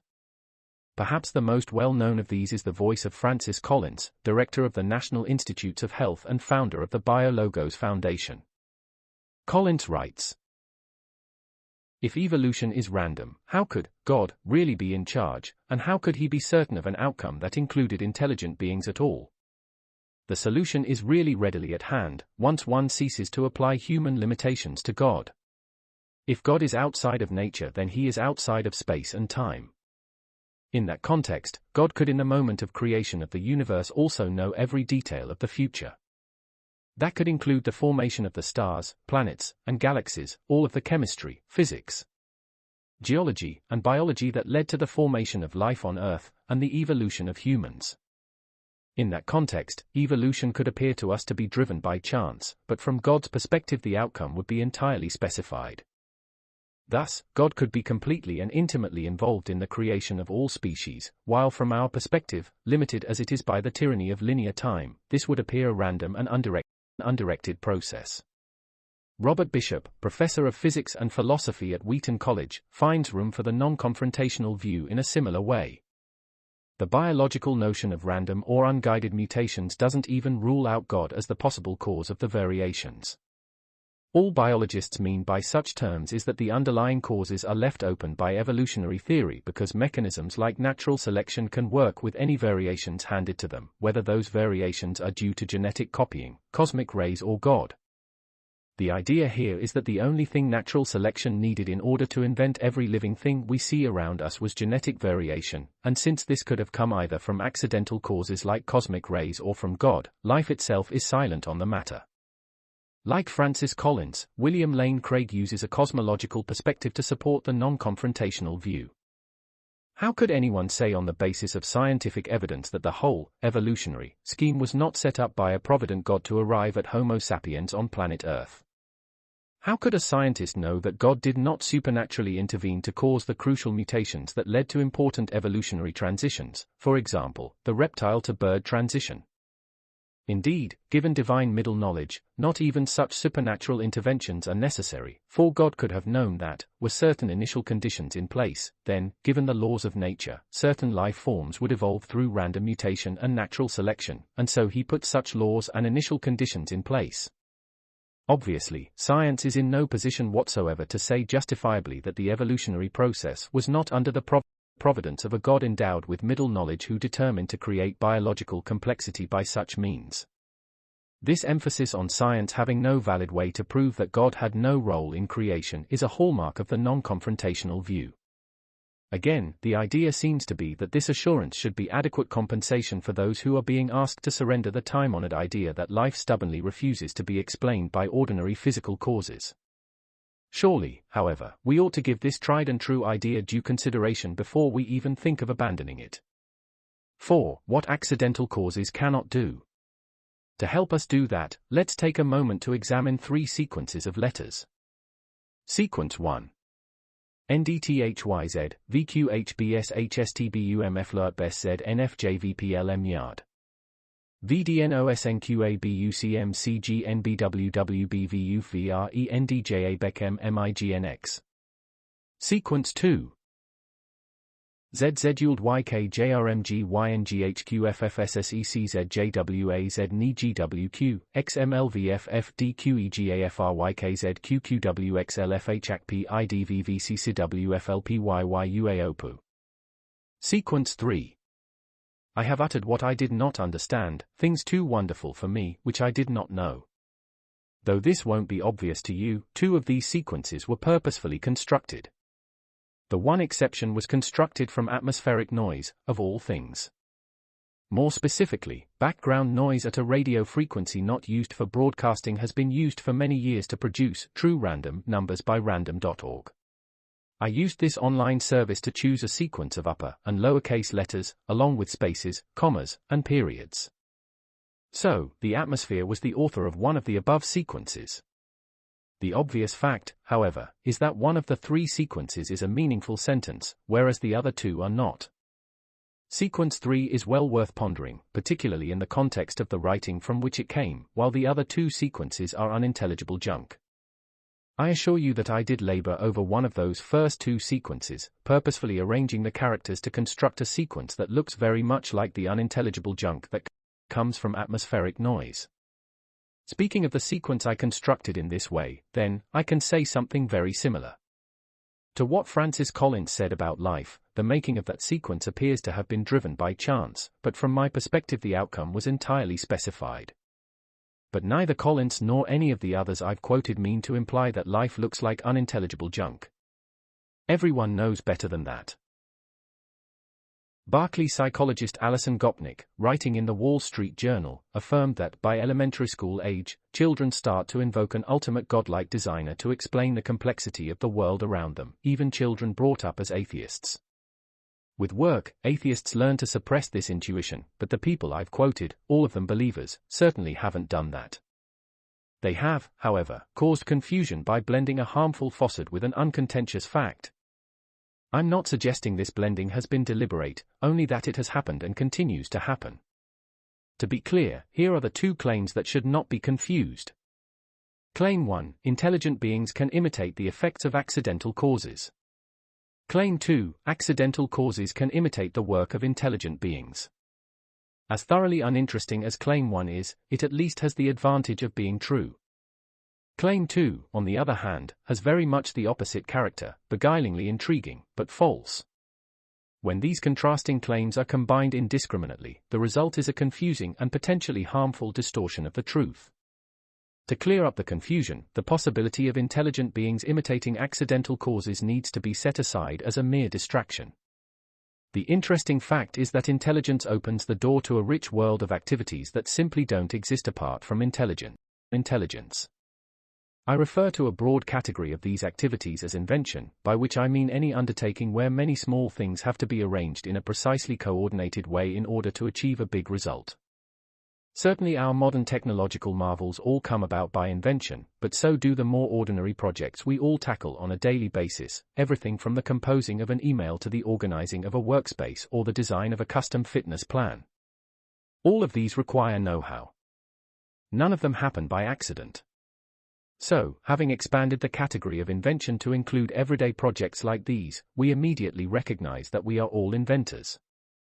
All inventions, whether common or technical, share the characteristic hierarchical structure shown in Figure 1.1. Consider my writing of this chapter. For example, my top-level goal in this writing is to persuade people of faith to reject the call to accept the Darwinian explanation of life. I aim to meet this goal by making three main points convincingly. 1. Accommodating Darwin's view of life within traditional faith is costly. 2. Darwin's view of life is wrong. And 3. The reasons given for accommodation are confused. Each of these main points will have at least one section devoted to it. The crafting of each of these sections requires writing several paragraphs that work together, each making a more specific point. Likewise, the point of each paragraph is conveyed by constructing several sentences that convey even more specific points in a coordinated way. All of these points are designed to achieve the top-level goal. Each occupies its own position in an organized hierarchy, working together with points at the same level to make a point at the next higher level, all of which contribute to the big point. And of course, the hierarchy goes all the way down from the sentence level to the elementary constituents of written communication, the letters of the alphabet. We conceive of writing projects in a top-down way, but we accomplish them in a bottom-up way, arranging letters to spell words, in order to form sentences, in order to build paragraphs, in order to achieve our main writing objective. This hierarchical organization is a hallmark of invention, present in everything from three-course dinners to communication satellites. I refer to it as functional coherence, the coordinated combination of functions over a succession of levels to achieve a single top-level function. Intuitively, we all know that nothing but intelligent action can construct things in this way. My cat used to love walking on my keyboard, but her steps across it never produced anything sensible. How could they? My keyboard was just a curious little mat to her, and a sure way to get my attention. What she was doing, pressing keys with her weight, had absolutely no connection to writing, apart from the fact that it made letters appear on my laptop display. Now, if I had to argue that it's possible for a cat's footsteps to compose a sensible paragraph, I know how I'd go about it. I'd break the impossible big outcome, a sensible paragraph, into something much smaller. Paragraphs are written one keystroke at a time, so that would be the attainable goal. If you had typed November, for example, no one would think it impossible for your cat to just happen to step on the R key, thereby completing the word November. Events probably wouldn't unfold in that nice way, but we all agree that they could. It seems we also have to agree, then, that the cat could have stepped on a shift key and then the N key to begin with, unlikely, but not impossible. If it did, then we would all agree that stepping on O next is well within the realm of possibility. And if that were to happen, well, who would say V couldn't be stepped on next? You get the idea. By continuing the succession of unlikely but possible steps, we seem to be forced to conclude that, strictly speaking, it isn't impossible for a cat to have written this chapter for me. And yet we all know that, practically speaking, it is impossible. These seemingly contradictory assessments are easily reconciled by distinguishing impossibility in the mathematical sense of p=0 from impossibility in the practical sense of don't bother waiting for this to happen, because it isn't going to happen. Darwin's explanation of life fails in that practical sense, which is its undoing. For accidental causes to have invented life is impossible in the same way that a cat writing an essay is impossible. We can be fully confident that neither has ever happened or will ever happen. Now, you may be wondering whether we really can with equal confidence reject both the accidental origin of felines and the feline origin of essays. A cat on a keyboard gets no help from natural selection, which is thought to be the driving force for evolution. Is this really a fair comparison, then? My answer is that, as utterly impossible as it is for a cat to write something we'd recognize as an essay, it is far less probable for accidental processes to have invented the living things that populate our planet. My defense of this answer will have to be very brief here. Those interested in a more full discussion should read Undeniable. The first thing to recognize is that for accidental causes to accomplish something that would normally require insight is a coincidence. It's for a good reason that we don't expect anything other than insight to do the work of insight. Insight is so unique among causes, categorically different from every physical cause, that no other cause should do the work of insight. This is why we notice those rare occasions when even the slightest hint of insight occurs by accident. You bump into an old classmate at a small restaurant, thousands of miles from where you both live. Your cat types "OK" before hopping over your keyboard. A locksmith appears as if on cue, a moment after you realize you need one. Coincidences like these are surprising enough to get our attention, but plausible enough to happen from time to time. By contrast, we can easily imagine much bigger coincidences that we know will never happen by accident. Picture all your old classmates just happening to converge on that faraway restaurant, as though a class reunion had been planned there, or your cat, before hopping over the keyboard, typing, "I like canned food much better than that dry food, so let's make the change." Okay? Imagine that locksmith who happens to appear at just the right time also happening to be holding in his hand a key that happens to match the one you lost. The fact that we rank coincidences intuitively in this way, according to how unbelievable they are, turns out to have a solid rational basis. Probability is, in essence, the math of coincidence, the math by which we rigorously rank coincidences. We use probabilities to gauge how often certain outcomes should occur when the only apparent reason for them to occur is that nothing absolutely precludes them from occurring. The underlying idea is that whatever can happen will happen, if the number of opportunities for it to happen is large enough. Whether or not we know how to calculate probabilities, we all seem to know from everyday experience, common science, that the number of opportunities cannot be large enough for anything but minor coincidences to occur. We can easily dream up wild coincidences that are obviously unbelievable, the stuff of fantasy. The believable ones are always much more tame. This common science intuition turns out to be absolutely correct, and once we see how it connects to Figure 1.1, we will see how it connects to the general theme of invention. The reason inventions never happen by accident is that wild coincidences of that kind simply can't happen. Whether we're talking about making a pizza or a PowerPoint presentation, a large number of small things must be done sensibly in order for the big thing to come together. These small things are the carefully arranged elementary constituents represented in the bottom row of Figure 1.1. Projects like this are easy for us to accomplish because we've mastered all the elementary skills they require, but the fact that these skills all had to be mastered assures us that accidents will never take the place of skill. With so many ways for accidental causes to do the wrong thing at each little step, typing yet another incoherent letter or spilling yet another ingredient on the floor, the outcome of accidental causes is guaranteed to be a mess. And if an invention as modest as a pizza will never be made by accident, then for mind-blowingly spectacular inventions like hummingbirds or dolphins to happen by accident is completely out of the question. No escaping the truth.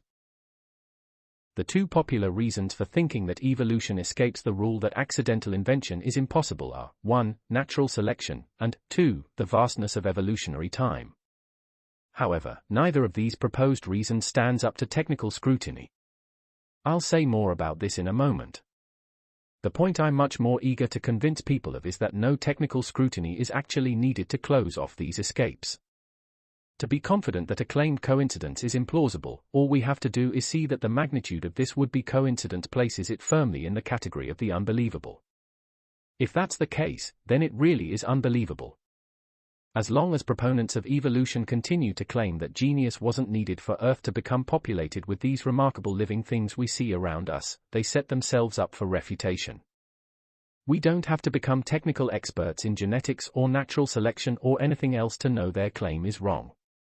All we need to know is that for unintelligent causes to have imitated genius on such a vast scale would require a very large convergence of impossible coincidences, which is, of course, utterly impossible.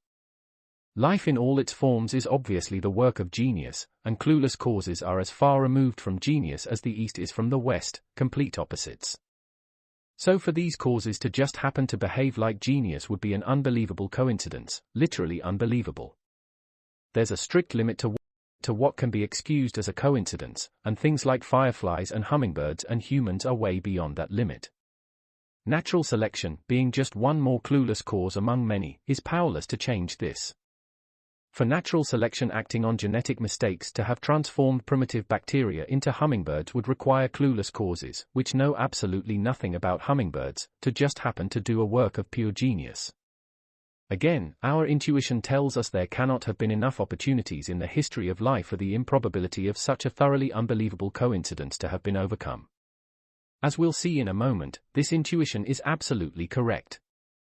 So we don't have to give natural selection another thought in order to know that it cannot possibly rescue evolutionary theory from its fundamental failing. Still, a closer look at selection can have the gratifying effect of reinforcing what we already know. When we take this closer look, we see that the specific problem with selection, aside from the general problem of being clueless, is that it shows up only after the hard work of invention has been done. Richard Dawkins inadvertently pointed to this while acknowledging the impossible difficulty of that hard work in The Blind Watchmaker. However many ways there may be of being alive, it is certain that there are vastly more ways of being dead, or rather not alive. You may throw cells together at random, over and over again for 1 billion years, and not once will you get a conglomeration that flies or swims or burrows or runs, or does anything, even badly, that could remotely be construed as working to keep itself alive. Dawkins seems to have thought that the key to surmounting the extreme improbability he describes here lay in those two words, at random. It's true, of course, that natural selection favors certain variations over others in a non-random way. The more significant point, however, is that selection can do this only after those variations work to keep their possessors alive. Something other than selection must therefore be responsible for coming up with these highly special arrangements that work. Credit for the invention of living things with all their marvelous features, then, rightfully goes not to natural selection but to the one who invented them, God. The second popular reason for thinking Darwin's theory is exempt from the common-sense rule that invention never happens by accident is the vast time over which evolution is said to have occurred. It's true, of course, that longer times provide more opportunities for coincidences to occur. Equally true is that most people are uncomfortable with the math that assigns probabilities to coincidences. Thankfully, our intuition fills in very nicely for any aversion to these probabilistic calculations. People may struggle to put a number on the improbability of a cat writing a sensible paragraph, but everyone knows right away that it can't happen.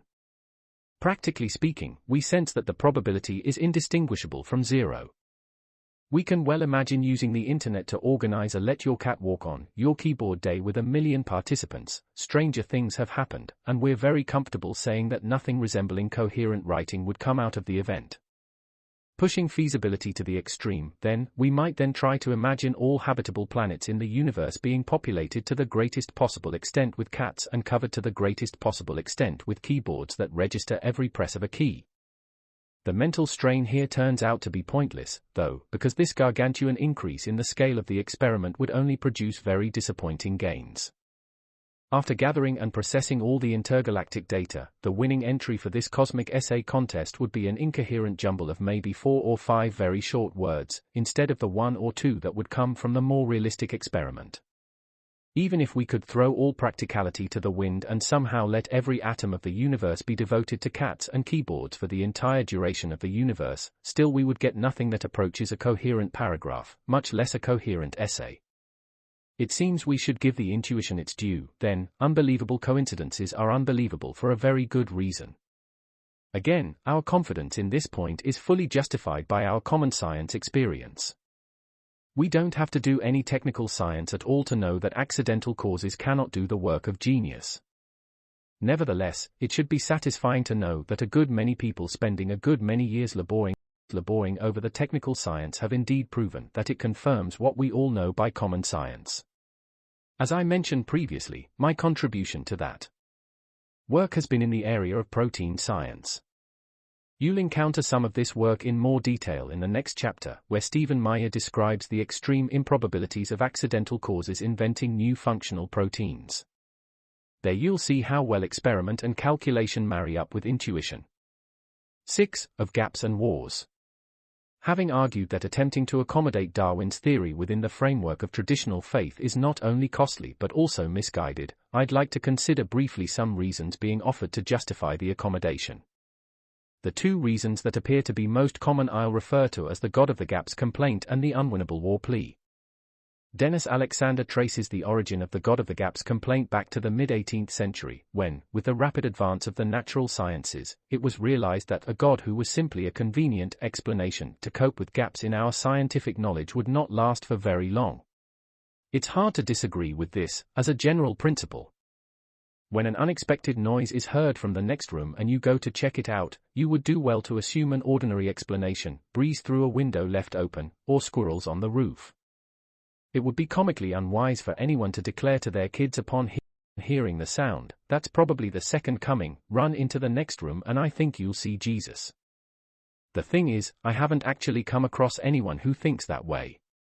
Even if we never figure out what made that noise, we instinctively assume the cause was ordinary. For the most part, people appeal to supernatural explanations only when they've become convinced that there cannot be a natural explanation. In this way we acknowledge the real possibility of being confronted by God's activity over and above his role as the sustainer of the created order. Moreover, God himself seems to endorse this perspective by using miracles both to reveal his specific will and to demonstrate his authority over his created order. The God of the Gaps complaint is heavily overused. Nearly every time a person of sincere faith attributes something to God's supernatural activity, they are saying, in effect, "I don't believe this can have a natural explanation." Never, in my experience, are they merely saying, "Here's something that the scientists haven't yet explained." Of course, people are often wrong in making the supernatural attribution, but the reason for the error is nearly always a desire for God to grant a personal revelation in an extraordinary way, not a desire to gloat over the limits of scientific knowledge. Those who automatically resort to the God of the Gaps complaint every time God is said to have acted upon nature in a way that is clearly apart from and above the normal course of nature inevitably find themselves criticizing God himself. As for the unwinnable war plea, this I have also encountered numerous times.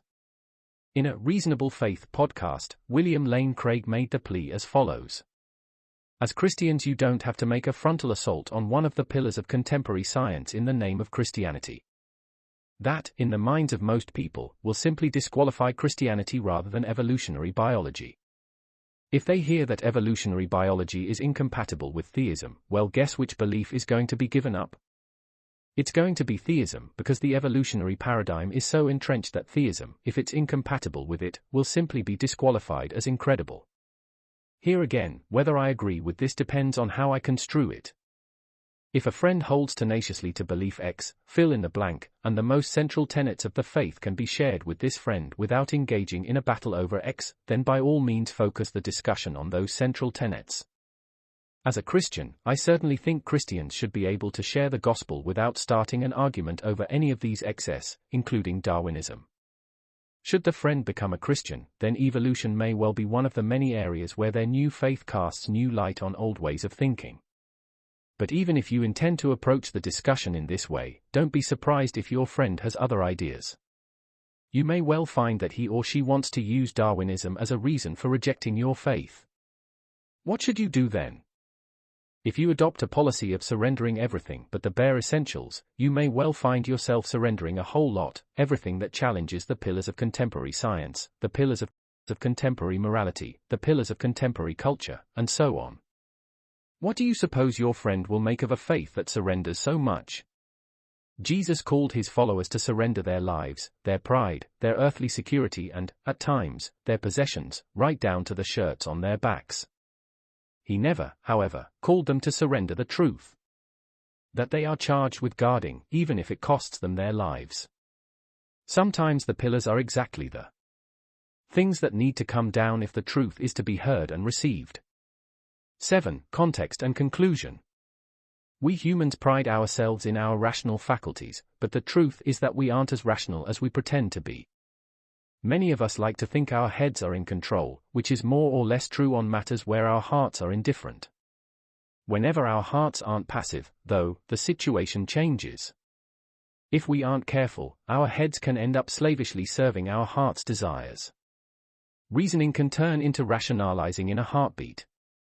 The most candid atheists have admitted that atheism comes down to a heart thing, not a head thing.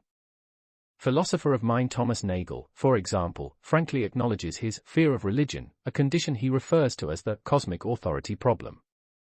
His rational faculties are second to none, but when it comes to God he doesn't pretend to be dispassionate. I hope there is no God. I don't want there to be a God, I don't want the universe to be like that. Accordingly, Nagel has applied his mind to the task of making sense of his heart's desire, and he clearly sees the utility of Darwinism for this purpose. By providing a godless creation story, Darwin enabled modern secular culture to heave a great collective sigh of relief, he says.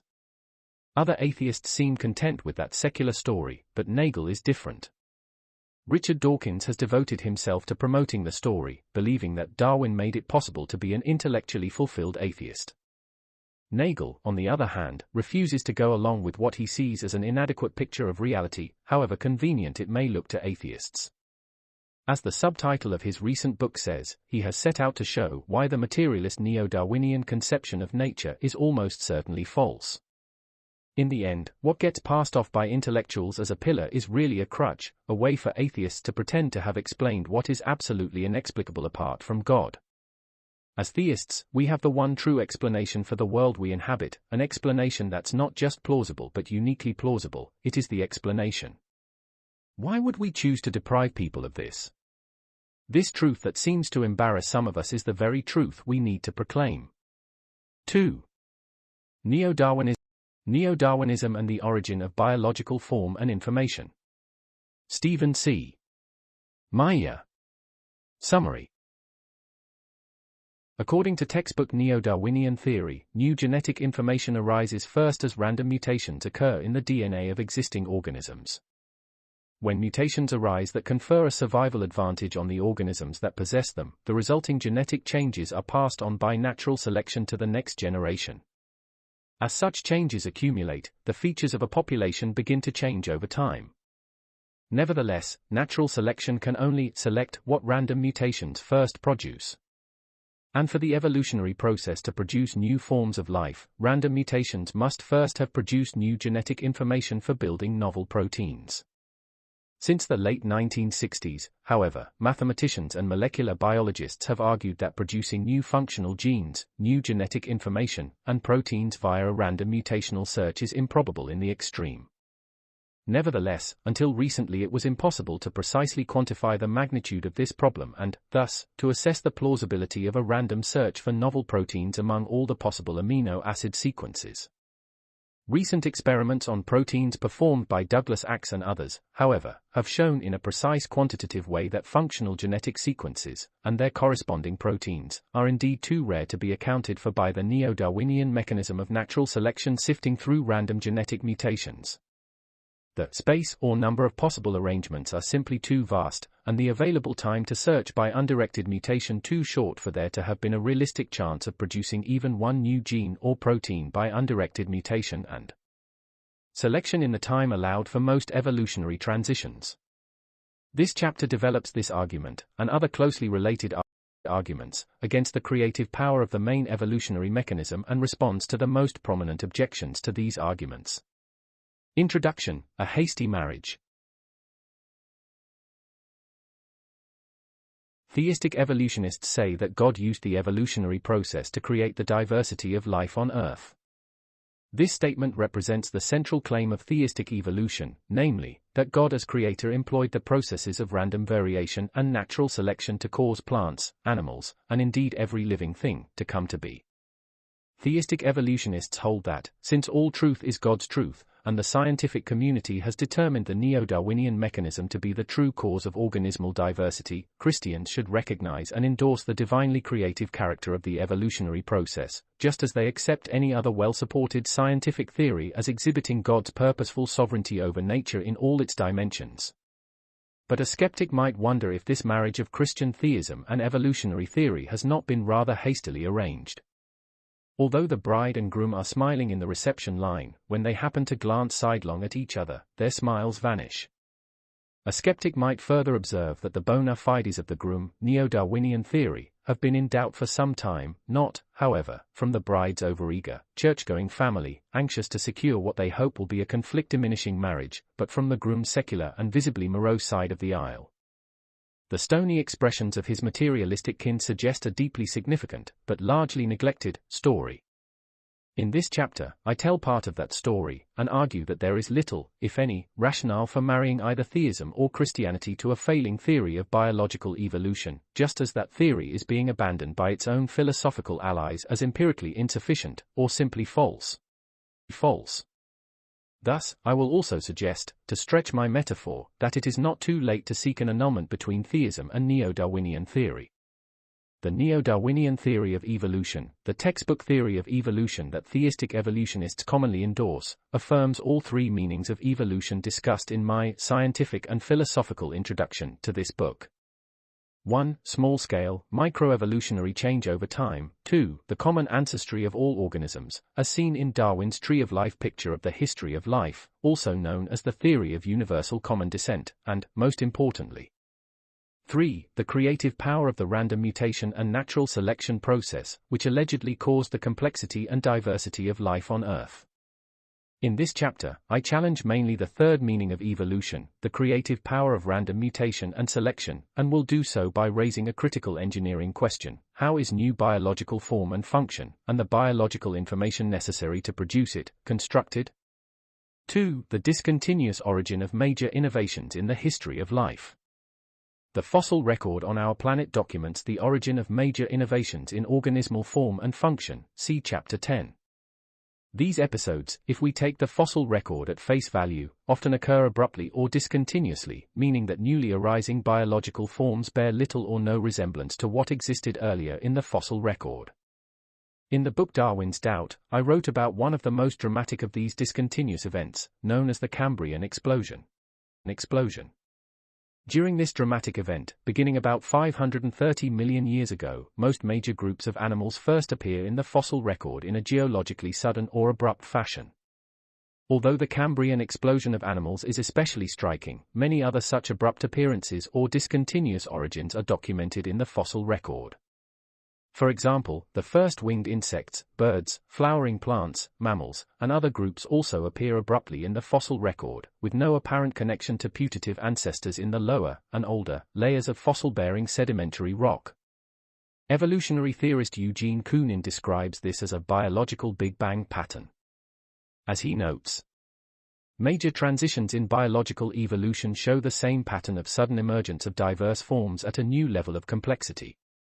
The relationships between major groups within an emergent new class of biological entities are hard to decipher and do not seem to fit the tree pattern that, following Darwin's original proposal, remains the dominant description of biological evolution. In The Origin of Species, Darwin depicted the history of life as a gradually unfolding, branching tree, with the trunk of the tree representing the first one-celled organisms, and the branches representing all the species that evolved gradually from these first forms. As Darwin depicted life's history, novel animal and plant species would have arisen from a series of simpler precursors and intermediate forms over vast stretches of geologic time. Nevertheless, Darwin himself acknowledged that the sudden appearance of many major groups of organisms in the fossil record did not fit easily with his picture of gradual evolutionary change. The abrupt appearance of the first animals in the Cambrian period, and the abrupt appearance of many other groups, also challenged Darwin's claim that natural selection acting on random variations had produced all the new forms of life. As Darwin understood it, the process of natural selection acting on random variations necessarily operated slowly and gradually, thus rendering any pattern of sudden appearance a puzzling anomaly. Darwin saw natural selection as slow and gradual because of the intrinsic logic of the process. Significant biological changes in any population occur only when randomly arising variations in the features or traits of organisms confer functional advantages in the competition for survival and reproduction within that population. Those organisms that acquired new advantageous traits would prevail in the competition, enabling them to pass on their new traits to the next generation. As nature selected these successful variations, the features of a population as a whole would change. Yet, as Darwin conceived of the process, the variations responsible for permanent changes in a population would have to be relatively modest, or slight, in any given generation. Major, or large-scale, variations, what evolutionary biologists would later term macromutations, would inevitably produce dysfunction, deformities, or even death. Only minor variations would be viable, and therefore, heritable. Thus, any larger-scale changes, such as those that occur in many explosive radiations of novel form in the fossil record, would have to be built slowly from a long series of smaller-scale, heritable variations, accumulating gradually over time. Significant changes to organismal form and function would thus require many hundreds of millions of years, precisely what appears unavailable in the case of many salient episodes of evolutionary innovation, such as the Cambrian explosion, the angiosperm, flowering plant, big bloom during the Cretaceous period, 130 million years ago, or the mammalian radiation in the Eocene period, about 55 million years ago. Darwin hoped the mystery of the missing ancestral fossils would be solved by future geological discoveries documenting the gradual transitions his theory predicted. However, for major fossil radiations documenting the origin of novel forms of life, the opposite has occurred. In the 150 years since the publication of The Origin, paleontologists have combed geological strata worldwide, looking for the expected precursors to many major groups of organisms, but they have not found the pattern of gradual change that Darwin anticipated. Instead, new findings have often shown explosions of novel biological form to have been even more dramatic than Darwin realized. 3. A deeper mystery: how to build animals. By the time an animal is large enough to be entombed in sediment, and thus to show up later in the paleontological record as a macroscopic body fossil with distinctive and complex anatomical features that enable us to recognize it as the remains of an animal, the causes or processes that brought the animal originally into existence as a living being have already done their work. This means that the fossil record, fascinating though it may be, lies downstream of a deeper and more fundamental biological mystery. The abrupt appearance of novel fossil forms represents the paleontological signal, or detectable consequence, of some earlier acting causes that were sufficient to build animal structural and functional complexity within the time available. The mystery we face, then, is simply this: what caused the origin of novel animal form? In particular, could the neo-Darwinian processes of random mutation and natural selection have built the Cambrian, and other, animals, and done so quickly enough to account for the pattern in the fossil record? That question became much more acute in the last 2 decades of the 20th century, and now into the 21st, as biologists have learned more about what it takes to build an animal. 4. The information enigma. In 1953, when James Watson and Francis Crick elucidated the structure of the DNA molecule, they made a startling discovery: the structure of DNA allows it to store information in the form of a 4-character digital code. Strings of precisely sequenced chemicals called nucleotide bases store and transmit the assembly instructions, the information, for building the crucial protein molecules that the cell needs to survive. Francis Crick later developed this idea with his famous sequence hypothesis, according to which the chemical constituents in DNA, the nucleotide bases, function like alphabetic letters in a written language or digital characters in a computer code. Just as English letters may convey a particular message depending on their arrangement, so too do certain sequences of chemical bases along the spine of a DNA molecule convey precise instructions for arranging the amino acids out of which proteins are built. The DNA molecule carries the same kind of specified or functional information that characterizes written texts or computer codes. As Richard Dawkins has acknowledged, the machine code of the genes is uncannily computer-like. Or as Bill Gates has noted, DNA is like a computer program, but far, far more advanced than any software we've ever created. What do these familiar facts of molecular biology have to do with the origin and evolution of life? When teaching, I like to ask students a question: if you want your computer to acquire a new function or capability, what do you need to give it? Typically, student answers cluster around terms such as new code, instructions, software, or information. All these answers are correct, of course, and we now know that the same is true of organisms. To build new forms of life from simpler pre-existing forms also requires the generation of new information. The Cambrian explosion, for example, was marked by an explosion of new animal body plans. But building new body plans requires new organs, tissues, and cell types. And new cell types require many kinds of specialized or dedicated proteins. Animals with gut cells, to cite just one example, require new digestive enzymes, which are a type of protein. But building new proteins requires genetic information stored on the DNA molecule. Thus, building new animals with distinctive new body plans requires, at the very least, vast amounts of new genetic information. Building a new animal body plan also requires another type of information, not stored in DNA, called epigenetic information. See Jonathan Wells's Chapter 7 in this volume. Indeed, the fundamental importance of information to the origin and maintenance of biological form makes clear that the explosion of novel forms of animal life represents not only explosions of new biological form but also explosions of new biological information. But if that is so, is it plausible to think that the neo-Darwinian mechanism of natural selection acting on random mutations could have produced the highly specific changes in the DNA sequences, or other hereditary patterns, necessary to generate novel animal forms? There are several compelling reasons to think not. The problem of the origin of information. According to neo-Darwinian theory, new genetic information arises first as random mutations occur in the DNA of existing organisms. Random here means without respect to functional outcome, entailing that there can be no inherent directionality or telos to mutational events. When mutations arise that, strictly by chance, confer a functional advantage on the organisms possessing them, thereby increasing their reproductive output, the resulting genetic changes will be passed on by natural selection to the next generation. As such changes accumulate, the features of a population will change over time. Yet natural selection can only select what random mutations first stumble upon. Thus, for natural selection to preserve any significant functional innovation, let alone a new form of animal life, random mutations must, at a minimum, first produce new genetic information for building new proteins.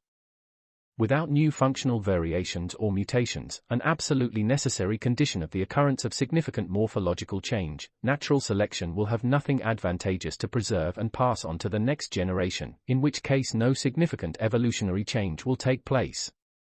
Indeed, natural selection and subsequent heritable change within a population await the deliverances of the mutational process because it is there that selectable function, and morphological novelty, must first arise. 6. Searching for new genes and proteins in a combinatorial haystack. If mutation is occurring without direction, however, the evolutionary mechanism faces what amounts to a needle in the haystack search, or what mathematicians call a combinatorial search problem. In mathematics, the term combinatorial refers to the number of possible ways that a set of objects can be arranged or combined. Many simple bicycle locks, for example, comprise 4 dials with 10 settings on each dial. A thief encountering one of these locks, and lacking bolt cutters, faces a combinatorial search problem because there are 10 by 10 by 10 times 10, or 10,000 possible ways of combining the possible settings on each of the 4 dials. But only one combination that will open the lock. Randomly trying possible combinations is unlikely to yield the correct setting, unless the thief has a lot of time on his hands to search exhaustively. How does this bear on the origin of biological information? It turns out that it is extremely difficult to assemble new genes or proteins by the random mutation and natural selection process because of the sheer number of possible sequences that must be searched by mutations in the available time. As the length of the required gene or protein grows, the number of possible base or amino acid sequence combinations of that length grows exponentially. For example, using the 20 protein-forming amino acids, there are 202 or 400 ways to make a 2 amino acid combination, since each position could feature any one of 20 different amino acids. Similarly, there are 203 or 8,000 ways to make a 3 amino acid sequence, and 204 or 160,000 ways to make a sequence 4 amino acids long, and so on. Yet, most functional proteins are made of hundreds of amino acids. Thus, even a relatively short protein of, say, 150 amino acids represents one sequence among an astronomically large number of other possible sequence combinations, approximately 10,195. Intuitively, this suggests that the odds of finding even a single functional sequence, i.e., a working gene or protein, as the result of random genetic mutations may be prohibitively small, even taking into account the time available to the evolutionary process. Imagine, however, that we now encounter a really committed bicycle thief, who patiently searches the sequence space of possible lock combinations, at a rate of 1 combination every 10 seconds. If our hypothetical thief had 15 hours, and took no breaks, he could generate more than half, 5,400 of 10,000, of the total possible combinations of a 4-dial bike lock. Given this, the probability that he will happen upon the right combination exceeds the probability that he will fail. In that case, it would be more likely than not that he will succeed in opening the lock by random search. And the chance hypothesis, i.e., the hypothesis that he will succeed in opening the lock via a random search, is, therefore, also more likely to be true than false. But now imagine a much more complicated lock. Instead of 4 dials, this lock has 10 dials. Instead of 10,000 possible combinations, this lock has 10 to the 10th power or 10 billion possible combinations. With only one combination that will open the lock out of 10 billion, a prohibitively small ratio, it is much more likely that the thief will fail even if he devotes his entire life to the task. Indeed, a little math shows this to be true. It turns out that if the thief did nothing but sample combinations at random, at a rate of 1 every 10 seconds for an entire 100-year lifetime, he would still sample only about 3% of the total number of combinations on a lock that complex. In this admittedly contrived case, it would be much more likely than not that he would fail to open the lock by random search. And in such a case, the chance hypothesis, the hypothesis that the thief will succeed in finding the combination by a random search, is also much more likely to be false than true. So what about relying on random mutations to search for a new DNA base sequence capable of directing the construction of a new functional protein? Would such a random search for new genetic information be more likely to succeed, or to fail, in the time available to the evolutionary process? In other words, is a random mutational search for a new gene capable of producing a new protein more like the search for the combination on the 4-dial or the 10-dial lock? As our examples show, the ultimate probability of the success of a random search, and the plausibility of any hypothesis that affirms the success of such a search, depends upon both the size of the space that needs to be searched and the number of opportunities available to search it. But it turns out that scientists have needed to know something else to determine the probability of success in the case of genes and proteins. They have needed to know how rare or common functional arrangements of DNA bases capable of generating new proteins are, among all the possible arrangements for a protein of a given length. That's because in genes and proteins, unlike in our bike lock example, there are many functional combinations of bases and amino acids, as opposed to just one, among the vast number of total combinations. Thus, in order to assess the plausibility of a random search, we need to know the overall ratio of functional to non-functional sequences in the DNA. Molecular biologists have long known that the number of possible combinations corresponding to any given sequence of DNA, or chain of amino acids, is extremely large and grows exponentially with the length of the molecule in question. As noted, corresponding to one short protein 150 amino acids long, there are 10 to the 195th power other amino acid arrangements of that length. That's an unimaginably large number.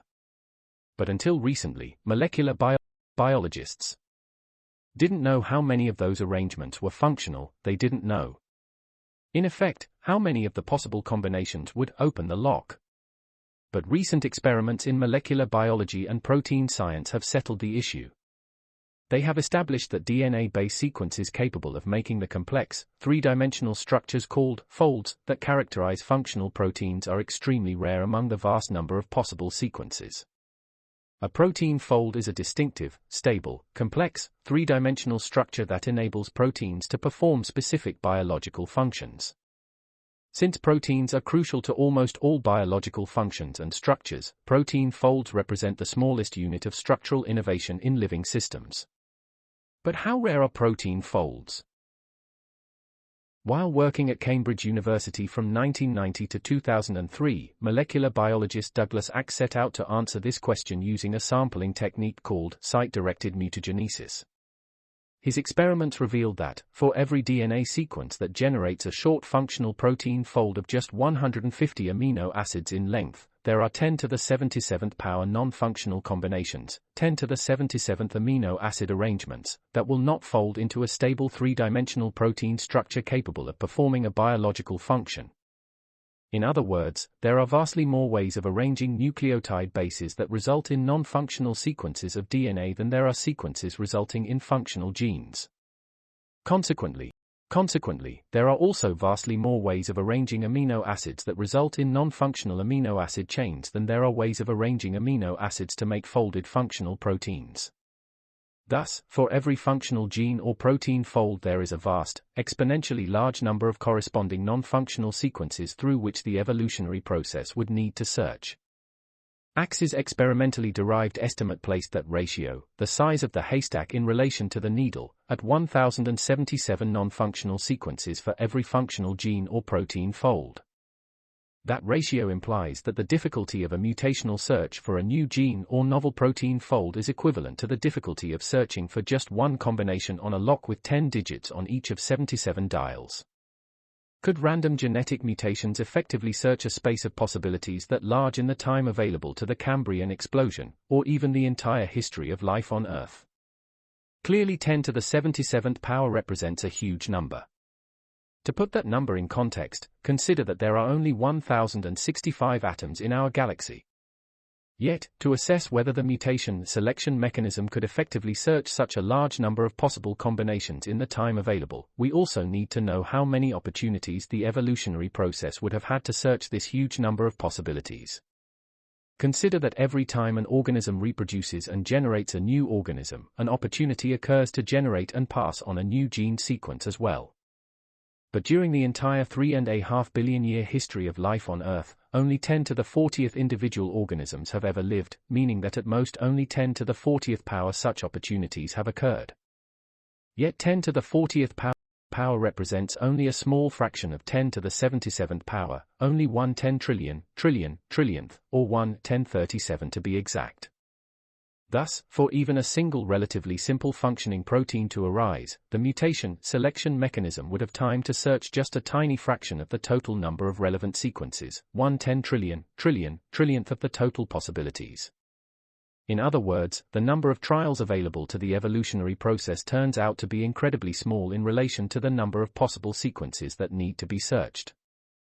Or to put it differently, the size of the relevant spaces that need to be searched by the evolutionary process dwarfs the time available for searching, even taking into account the most generous view of evolutionary time. Thus, the mutation and selection mechanism does not have enough time in the entire multi-billion-year history of life on Earth to generate but a small fraction, 1 10 trillionth, to be precise, of the total number of possible nucleotide base or amino acid sequences corresponding to a single functional gene or protein. It follows that it is overwhelmingly more likely than not that a random mutational search would have failed to produce even one new functional, information-rich, DNA sequence and protein in the entire history of life on Earth.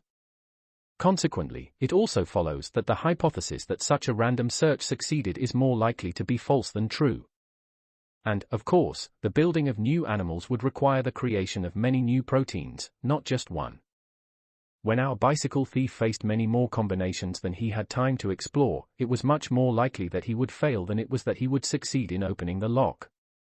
Likewise, the mutation and selection mechanism is much more likely to fail than to succeed in generating even a single new protein. And the genetic information necessary to produce it, in the known history of life on Earth. It follows that the standard neo-Darwinism mechanism does not provide an adequate explanation for the origin of the genetic information necessary to produce the major innovations in biological form that have arisen during the history of life on Earth. 7. The twin challenges of constructing and modifying body plans. Yet, in order to explain novel form in the history of life, biologists must account not only for new genes and proteins but also for the origin of new body plans, where a body plan can be understood as a unique arrangement of body parts and tissues. Within the past decade, developmental biology has dramatically advanced our understanding of how body plans are built during the process of embryological development. Studies in developmental biology have shown that changes in biological form require attention to timing, especially in the expression of the genetic information necessary to build a body plan. The need for careful choreography in the expression of genetic information poses two additional but closely related problems for the neo-Darwinian mechanism, both of which provide other scientific reasons for doubting the creative power of the mutation selection mechanism. Embryonic lethals and early-acting body plan affecting mutations.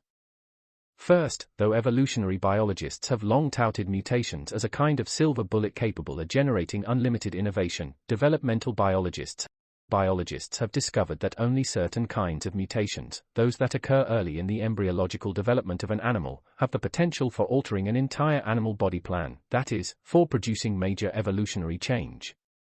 Conversely, mutations in genes that are expressed late in the development of an animal as it progresses from embryo to adult form will not affect the body plan of the animal, for two reasons. First, mutations expressed late in development will affect relatively few cells. Second, late in development, the basic outlines of the body plan will already have been established. Late-acting mutations therefore cannot cause any significant or heritable changes in the form or body plan of the whole animal. Mutations that are expressed early in development, however, may affect many cells and could conceivably produce significant changes in the form or body plan of an animal, especially if these changes occur in key regulatory genes. Thus, mutations that are expressed early in the development of animals have the greatest, and probably only, realistic chance of producing large-scale macroevolutionary change. As evolutionary geneticists Bernard John and George Miklos explain, macroevolutionary change requires changes in very early embryogenesis. But this fact poses a difficulty for all theories of macroevolution that rely on mutations to generate major changes in form. Why? Because developmental biologists such as Christian Nusslein-Volhard and Eric Wieschaus have also discovered that mutations that occur early in the developmental trajectory of an animal, from embryo to adult form, are inevitably lethal. Moreover, there is an easily understood reason for this. If an engineer modifies the length of the piston rods in an internal combustion engine without modifying the crankshaft accordingly, the engine won't start. Similarly, processes of embryological development are tightly integrated such that changes early in development will require a host of other coordinated changes in separate but functionally interrelated developmental processes downstream. For this reason, mutations will be much more likely to be deadly if they disrupt a functionally embedded structure that arises early in development, such as a spinal column, than they will be if the mutations affect more isolated anatomical features that occur later in development, such as fingers or skin. This problem of embryonic lethals has created a dilemma for evolutionary theorists. The kind of mutations needed to generate new body plans, in particular, early-acting beneficial body plan-altering mutations, never occur. The kinds of mutations that do occur, late-acting mutations that affect small clusters of somatic cells, don't generate new body plans. The kind of mutations we need in order to produce new body plans, we don't get. The kind we get, we don't need. How then does the evolutionary process overcome this difficulty to produce major changes in animal form? Evolutionary biologists have not answered this question.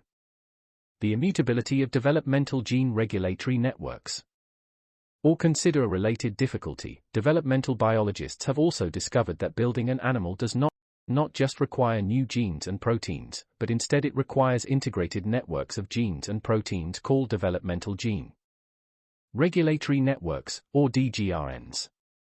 These networks of genes and their protein products regulate the timing of gene expression as animals develop. The products of the genes, proteins and RNAs, in these integrated networks transmit signals, known as transcriptional regulators or transcription factors, that influence the way individual cells develop and differentiate during this process. These signaling molecules influence each other to form circuits or networks of coordinated interaction, much like integrated circuits on a circuit board. For example, exactly when a signaling molecule gets transmitted often depends upon when a signal from another molecule is received, which in turn affects the transmission of still others, all of which are coordinated and integrated to perform specific time-critical functions. The late Eric Davidson of California Institute of Technology explored the regulatory logic of animal development more deeply than perhaps any other modern biologist. In the course of his investigations, he not only discovered what these networks of genes do, he also discovered what they never do, namely, change significantly. Davidson explained why. The integrated complexity of the DG-ions, which he likened to integrated circuits, makes them stubbornly resistant to fundamental restructuring without breaking. Instead, Davidson discovered that mutations affecting the DG-ions that regulate bodiplan development inevitably lead to catastrophic loss of the body part or loss of viability altogether. As he noted, there is always an observable consequence if a DG-ion subcircuit is interrupted. Since these consequences are always catastrophically bad, flexibility is minimal. Davidson's findings present another challenge to the adequacy of the natural selection mutation mechanism. Building new animal body plans requires not just new genes and proteins but new DG-ions.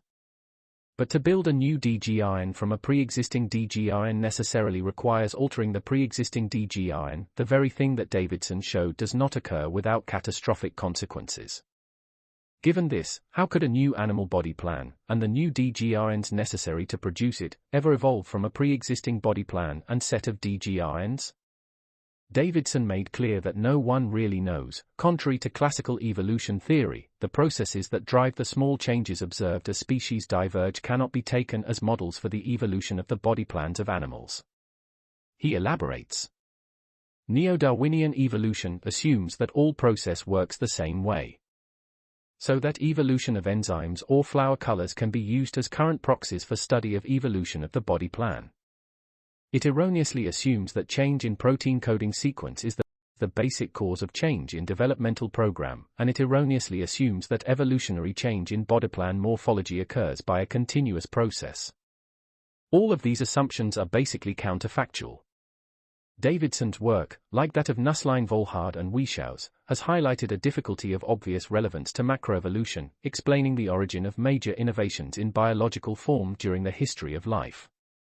Building new forms of animal life such as those that arose during the Cambrian explosion and other major radiations in the history of life requires new developmental programs, including new early-acting regulatory genes and new developmental gene regulatory networks.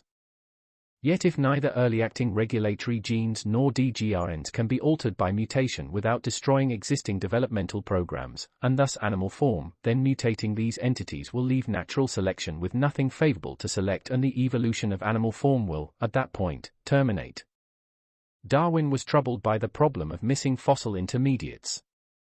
Not only have those forms, for the most part, not been found, but the abrupt appearance of new animal forms during the history of life illustrates a deeper and more profound engineering problem that neo-Darwinian theory has failed to address, the problem of building a new form of animal life by gradually transforming one tightly integrated system of information-rich genetic components and their products into another.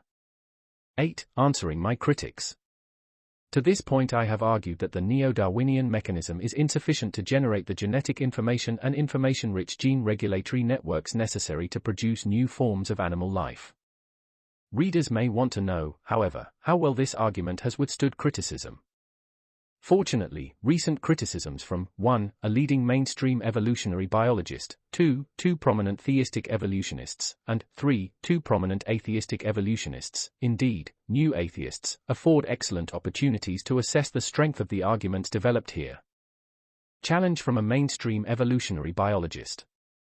First, in 2013, a leading paleontologist and evolutionary biologist, Charles Marshall, responded to my argument about the problem of the origin of information as presented in my book Darwin's Doubt. Marshall wrote a prominent review of the book in Science and, to his credit, did grapple with the book's main arguments about the inability of standard evolutionary mechanisms to explain the origin of biological information and morphological novelty. His review demonstrated, if inadvertently, however, that leading evolutionary biologists have not solved the problem of the origin of biological information.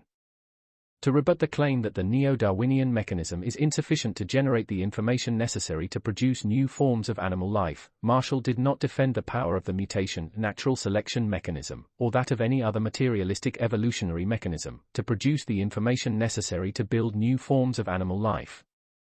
Instead, Marshall took a different tack. He disputed the claim that significant amounts of new genetic information would have been necessary to build the new animals. Specifically, Marshall claimed that rewiring of developmental gene regulatory networks, DGRNs, would have sufficed to produce new animals from a set of pre-existing genes. As he argued, Meyer's case against the current scientific explanations of the relatively rapid appearance of the animal phyla rests on the claim that the origin of new animal body plans requires vast amounts of novel genetic information coupled with the unsubstantiated assertion that this new genetic information must include many new protein folds. In fact, our present understanding of morphogenesis indicates that new phyla were not made by new genes but largely emerged through the rewiring of the gene regulatory networks, GRNs, of already existing genes. In this paragraph, Marshall claimed a lot in just a few words.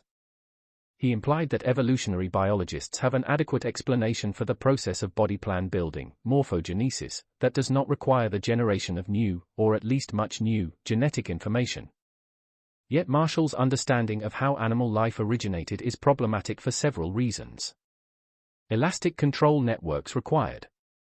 First, to account for the origin of novel animal body plans in the Cambrian period, Marshall suggests that developmental gene regulatory networks, DGRNs, must have been more flexible or labile in the past, in a way that would allow them to be rewired.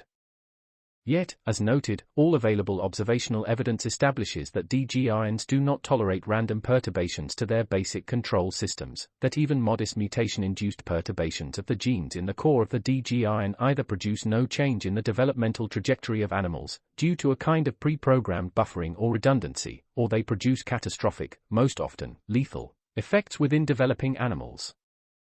Disrupt the central control nodes, and the developing animal does not shift to a different, viable, stably heritable body plan. Rather, the system crashes, and the developing animal usually dies. Thus, to claim, as Marshall does, that DGRNs might have been more elastic in the past contradicts what developmental biologists have learned over several decades, from mutagenesis studies of many different biological model systems, including Drosophila, fruit flies, C. elegans, nematodes, S. purpuratus, sea urchins, danio, zebrafish, and other animals, about how these networks actually function. Although many evolutionary theorists, like Marshall, have speculated about early, labile DGRNs, no one has ever described such a network in any functional detail, and for good reason. No developing animal that biologists have observed exhibits the kind of labile developmental gene regulatory network that the evolution of new body plans requires. Indeed, Eric Davidson, when discussing these hypothetical labile DGRNs, acknowledges that evolutionary biologists are speculating where no modern DGRN provides a model, since they must have differed in fundamental respects from those now being unraveled in our laboratories. For this reason, Marshall and other defenders of evolutionary theory reverse the epistemological priority, and violate the principles of the historical scientific method as pioneered by Charles Lyell, Charles Darwin, and others. Rather than treating our present experimentally based knowledge as the key to evaluating the plausibility of theories about the past, Marshall and others use speculative evolutionary theories about what they think must have happened in the remote past to reinterpret our present observations and experimentally based knowledge of what does, and does not, occur in biological systems. In other words, the requirements of evolutionary doctrine trump our observations about how nature and living organisms actually behave. What we know best from observation takes a backseat to prior beliefs about how life must have arisen. A deeper problem. But there is a more fundamental and obvious problem with Marshall's attempt to dismiss the problem of the origin of genetic information necessary to produce new forms of animal life. Marshall claims that building new forms of animal life does not require new sources of genetic information, but his account of body plan building, morphogenesis, presupposes, but does not explain, many unexplained sources of such information. Indeed, his proposed approach subtly presupposes at least 3 unexplained significant sources of genetic information. 1. The information stored in the genes within the gene regulatory networks, GRNs. 2. The genetic information stored in other pre-existing genes for building the necessary protein parts of various anatomical structures and novelties. And 3. The information required to rewire the gene regulatory networks, GRNs. Let's examine each of these sources in turn. The genes in gene regulatory networks contain genetic information. Marshall presupposes unexplained genetic information, first and most obviously, by invoking pre-existent gene regulatory networks. As noted, developmental gene regulatory networks, DGRNs, are integrated networks of specific genes and gene products, protein molecules that perform signaling functions, that interact to control and direct cell differentiation and organization during animal development. Clearly, the many genes that code for the production of these signaling proteins contain a vast amount of genetic information, the origin of which Marshall does not explain. Instead, his scenario for rewiring gene regulatory networks presupposes the prior existence of the information-rich genes that constitute these networks. But how did these genes arise? Marshall doesn't say. Thus his proposal begs the question as to the origin of at least one significant, and necessary, source of genetic information. Yet, Marshall clearly acknowledges the need for these regulatory genes in his own scientific articles. For example, Marshall insists that Hox genes, in particular, must have played a causal role in producing the origin of the first animals during the Cambrian explosion. He notes that developmental considerations point to the origin of the bilaterian developmental system, including the origin of Hox genes, etc., as the primary cause of the explosion. Hox genes are regulatory elements that play important roles in many gene regulatory networks. While in these papers Marshall also emphasizes the importance of rewiring gene regulatory networks to generate new body plans, he clearly acknowledges that pre-existing genes would be necessary to produce new animals, though, again, he does not explain the origin of these information-rich genes but merely presupposes their existence. Anatomical novelties require a genetic toolkit. When Marshall said in his review that new animals emerged through the rewiring of the gene regulatory networks, GRNs, of already existing genes, he did not specify whether he meant already existing genes in genetic regulatory networks or other pre-existing genes such as those that are necessary for building the specific anatomical structures that characterize the Cambrian animals, the expression of which DGRNs regulate. Nevertheless, when writing elsewhere, Marshall and other evolutionary biologists have made clear that building new animal body plans would require many pre-existing genes, indeed, a pre-existing, pre-adapted genetic toolkit for building the specific anatomical parts and structures of animals. For example, in a 2006 paper titled Explaining the Cambrian Explosion of Animals, Marshall noted that animals cannot evolve if the genes for making them are not yet in place. So clearly, developmental genetic innovation must have played a central role in the radiation. In the same paper he argues that it is also clear that the genetic machinery for making animals must have been in place, at least in a rudimentary way, before they could have evolved. Indeed, in his published work, Marshall emphasizes the need for gene novelties for building the proteins that make up the anatomical structures and novelties of the various animals that arose in the Cambrian period, in addition to the need for Hox genes. Of course, he's right about this. Building multicellular animals would not have required just new Hox genes or genes for building new regulatory, DNA-binding, proteins. Instead, the evolutionary process would also have needed to produce a whole range of different proteins necessary to build and service specific forms of animal life. Different forms of complex animal life exhibit unique cell types, and typically each cell type depends upon other specialized or dedicated proteins, which in turn requires genetic information. In Darwin's Doubt, I offered numerous examples of this. Our present observations of animals show that all new forms of animal life would also have needed various specialized proteins, for facilitating adhesion, for regulating development, for building specialized tissues or structural parts of specialized organs, for producing eggs and sperm, as well as many other distinctive functions and structures. These proteins must have arisen sometime in the history of life, but Marshall does not explain how the information for building them would have arisen. Rewiring networks requires informational inputs.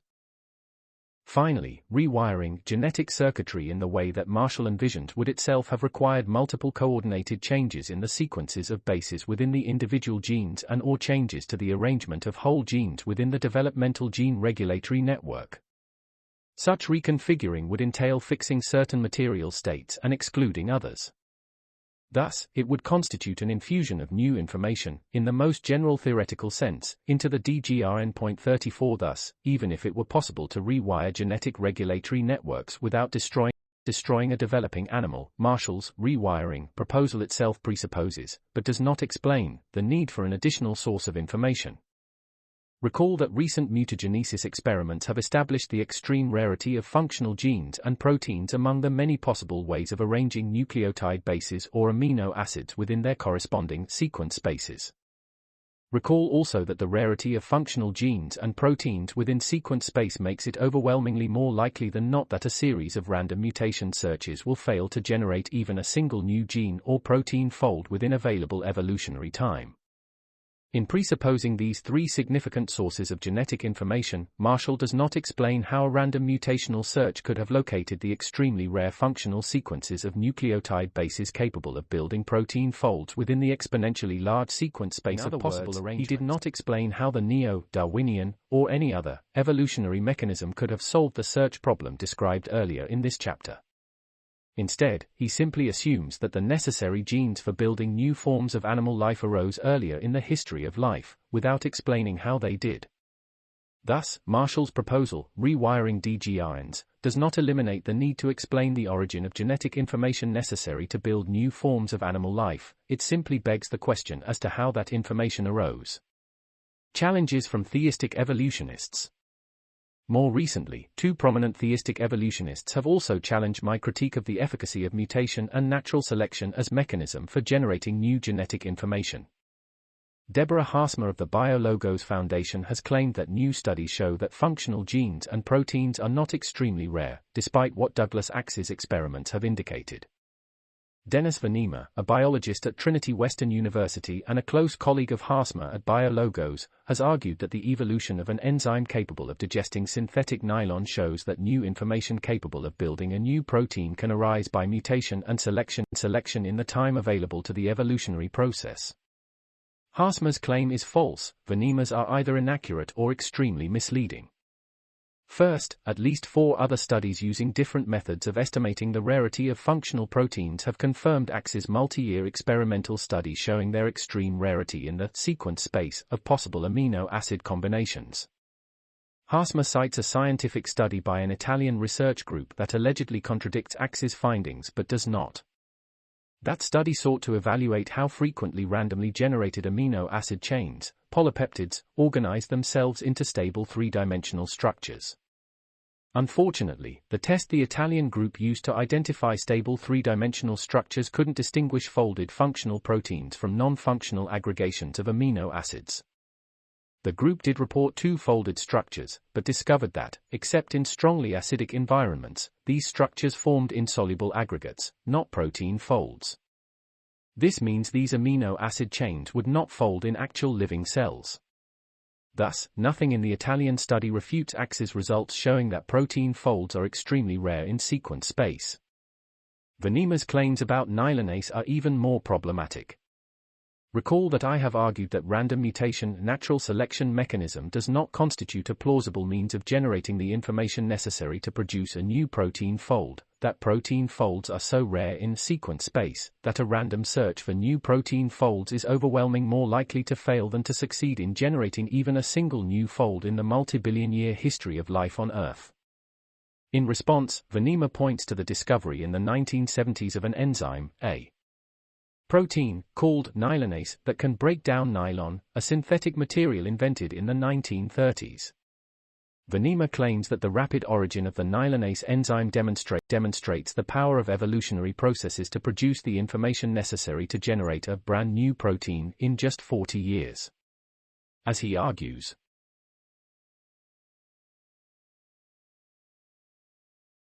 Since nylon is a synthetic chemical invented in the 1930s, this indicated that these bacteria had adapted to use it as a food source in a mere 40 years, less than a blink of the eye, in evolutionary time scales.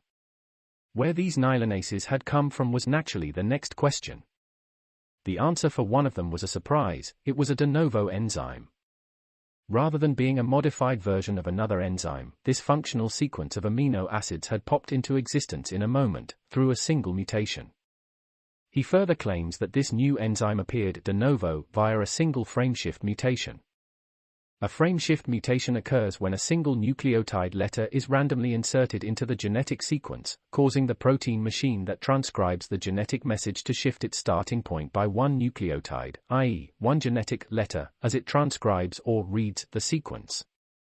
Venema thinks that the origin of nylonase via such a mutation demonstrates that functional protein folds must be much more common in sequence space than Axe has argued. As Venema puts it, if only 1 in 10 to the 77th proteins are functional, there should be no way that this sort of thing could happen in billions and billions of years, let alone 40. Either this was a stupendous fluke, and stupendous isn't nearly strong enough of a word, or evolution is in fact capable of generating the information required to form new protein folds. Nevertheless, contrary to what Venema has claimed, nylonase did not arise de novo via a single frameshift mutation. It is not a brand new protein, and it certainly does not represent a new protein fold. First, the Japanese researchers whom Venema cites and who have most extensively studied nylonase postulated that it arose by two minor point mutations, not a dramatic frameshift mutation.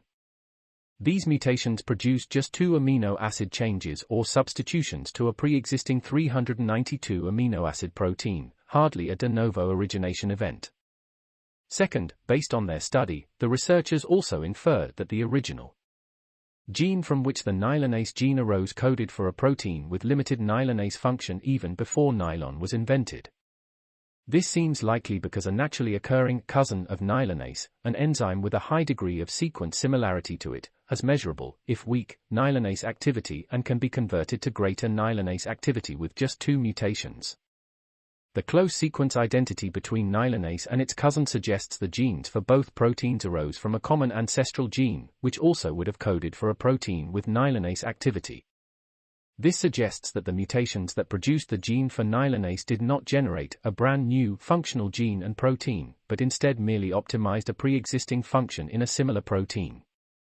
Most importantly, the evidence also indicates that nylonase does not exemplify a new protein fold, but instead displays the same stable, complex 3-dimensional fold, a beta-lactamase fold, as both its cousin and likely ancestral protein. Indeed, oddly, the very researchers that Venema cites as his source for the story of the origin of nylonase make this clear. As the Japanese researchers note, we propose that amino acid replacements in the catalytic cleft of a pre-existing esterase with the beta-lactamase fold resulted in the evolution of the nylon oligomer hydrolase. Note the terms pre-existing and beta-lactamase fold. These words indicate that the mutations responsible for the origin of nylonase did not produce a gene capable of coding for a new protein fold, but instead a gene that coded for the same beta-lactamase fold as its predecessor. Thus, the nylonase story confirms what Axe and I have argued, namely, that the mutation selection mechanism can optimize, or even shift, the function of a protein provided it does not have to generate a new fold. Nevertheless, as we have also argued, see above, given the extreme rarity of protein folds in sequence space, the number of mutational changes necessary to produce a novel fold, to innovate rather than optimize, exceeds what can be reasonably expected to occur in available evolutionary time. The nylonase story confirms, rather than refutes, that claim. Indeed, it suggests that the mutation selection mechanism is not a plausible explanation for the origin of the amount of new information necessary to generate a new protein fold, and, thus, for any significant structural innovations in the history of life. Challenge from atheistic evolutionists: natural selection and random mutation, a non-random process? Finally, outspoken atheistic evolutionists have also attempted to refute my critique of the implausibility of the mutation selection mechanism as an explanation for the origin of genetic information. Richard Dawkins and Lawrence Krauss in particular have attempted to dismiss the problem of the origin of genetic information and specifically the argument made here about the implausibility of a successful random mutational search for functional information-rich genes and proteins within sequence space. After I presented this argument in a debate against Krauss at the University of Toronto, Dawkins in defense of Krauss claimed that I misrepresented the evolutionary mechanism as a purely random process. Instead, both Krauss and Dawkins insisted that natural selection is a non-random process, implying thereby that it could presumably succeed in finding the extremely rare functional arrangements of nucleotide bases and amino acids within the space of possible arrangements. As Dawkins wrote in defense of Krauss and in criticism of me after the debate, Meyer was terrible. When will these people understand that calculating how many gazillions of ways you can permute things at random is irrelevant? It's irrelevant, as Lawrence said, because natural selection is a non-random process. Nevertheless, in their attempt to get around the problem of the origin of genetic information, Dawkins and Krauss themselves misrepresented how the neo-Darwinian mechanism works. Natural selection itself is arguably a non-random process, as Dawkins insists. Rates of reproductive success correlate to the traits that organisms possess. Those with fitness advantages will, all other things being equal, out-reproduce those lacking those advantages. Yet, clearly, there is more to the neo-Darwinian mechanism than just natural selection. Instead, the standard neo-Darwinian evolutionary mechanism comprises 1. Natural selection and or 2. Genetic drift acting on 3. Adaptively random genetic variations and mutations of various kinds. Moreover, as conceived from Darwin to the present, natural selection selects or acts to preserve those random variations that confer a fitness or functional advantage upon the organisms that possess them. As noted above, it selects only after such functionally advantageous variations or mutations have arisen. Thus, selection does not cause novel variations, rather, it sifts what is delivered to it by the random changes, i.e., mutations, that do cause variations. Such has been neo-Darwinian orthodoxy for many decades. All this means that, as a mechanism for the production of novel genetic information, natural selection does nothing to help generate functional DNA base, or amino acid, sequences. Rather, it can only preserve such sequences, if they confer a functional advantage, once they have originated. In other words, adaptive advantage accrues only after the generation of new functional genes and proteins, after the fact, that is, of some, presumably, successful random mutational search. It follows that, even if natural selection, considered separately from mutation, constitutes a non-random process, the evolutionary mechanism as a whole depends upon an ineliminable element of randomness, namely, various postulated or observed mutational processes, a point that even other evolutionary biologists, and friendly partisans to Krauss and Dawkins, acknowledged. After the debate in Toronto, Larry Moran and P. Z. Myers, for example, both criticized Krauss and Dawkins for mischaracterizing the neo-Darwinian mechanism as wholly non-random, with Moran specifically blaming Krauss's uncritical reliance upon Dawkins as the source of his misinformation. In any case, the need for random mutations to generate novel base or amino acid sequences before natural selection can play a role means that precise quantitative measures of the rarity of genes and proteins within the sequence space of possibilities are, contra Dawkins, highly relevant to assessing the alleged power of the mutation selection mechanism. Moreover, empirically based assessments of the rarity of genes and proteins in sequence space, estimated conservatively by AX at 1 in 1077, see above, do pose a formidable challenge to those who claim that the mutation natural selection mechanism provides an adequate means for the generation of novel genetic information, at least in amount sufficient to generate novel protein folds. Why a formidable challenge? Because random mutations alone must produce, or search for, exceedingly rare functional sequences among a vast combinatorial sea of possible sequences before natural selection can play any significant role. Moreover, as discussed above, every replication event in the entire multi-billion-year history of life on Earth could not generate or search, but a minuscule fraction, 1/10 trillion, trillionth, to be exact, of the total number of possible nucleotide base or amino acid sequences corresponding to a single functional gene or protein fold. As with a hypothetical bike thief who is confronted with many more combinations than he has time to explore, the mutation and selection mechanism turns out to be much more likely to fail than to succeed in generating even a single new gene or protein fold in the known history of life on Earth. It follows that the neo-Darwinian mechanism, with its reliance on, precisely, a random mutational search to generate new gene sequences, does not provide a plausible account of the origin of the information necessary to produce a single new protein fold, let alone a novel animal form, in available evolutionary time. Conclusion.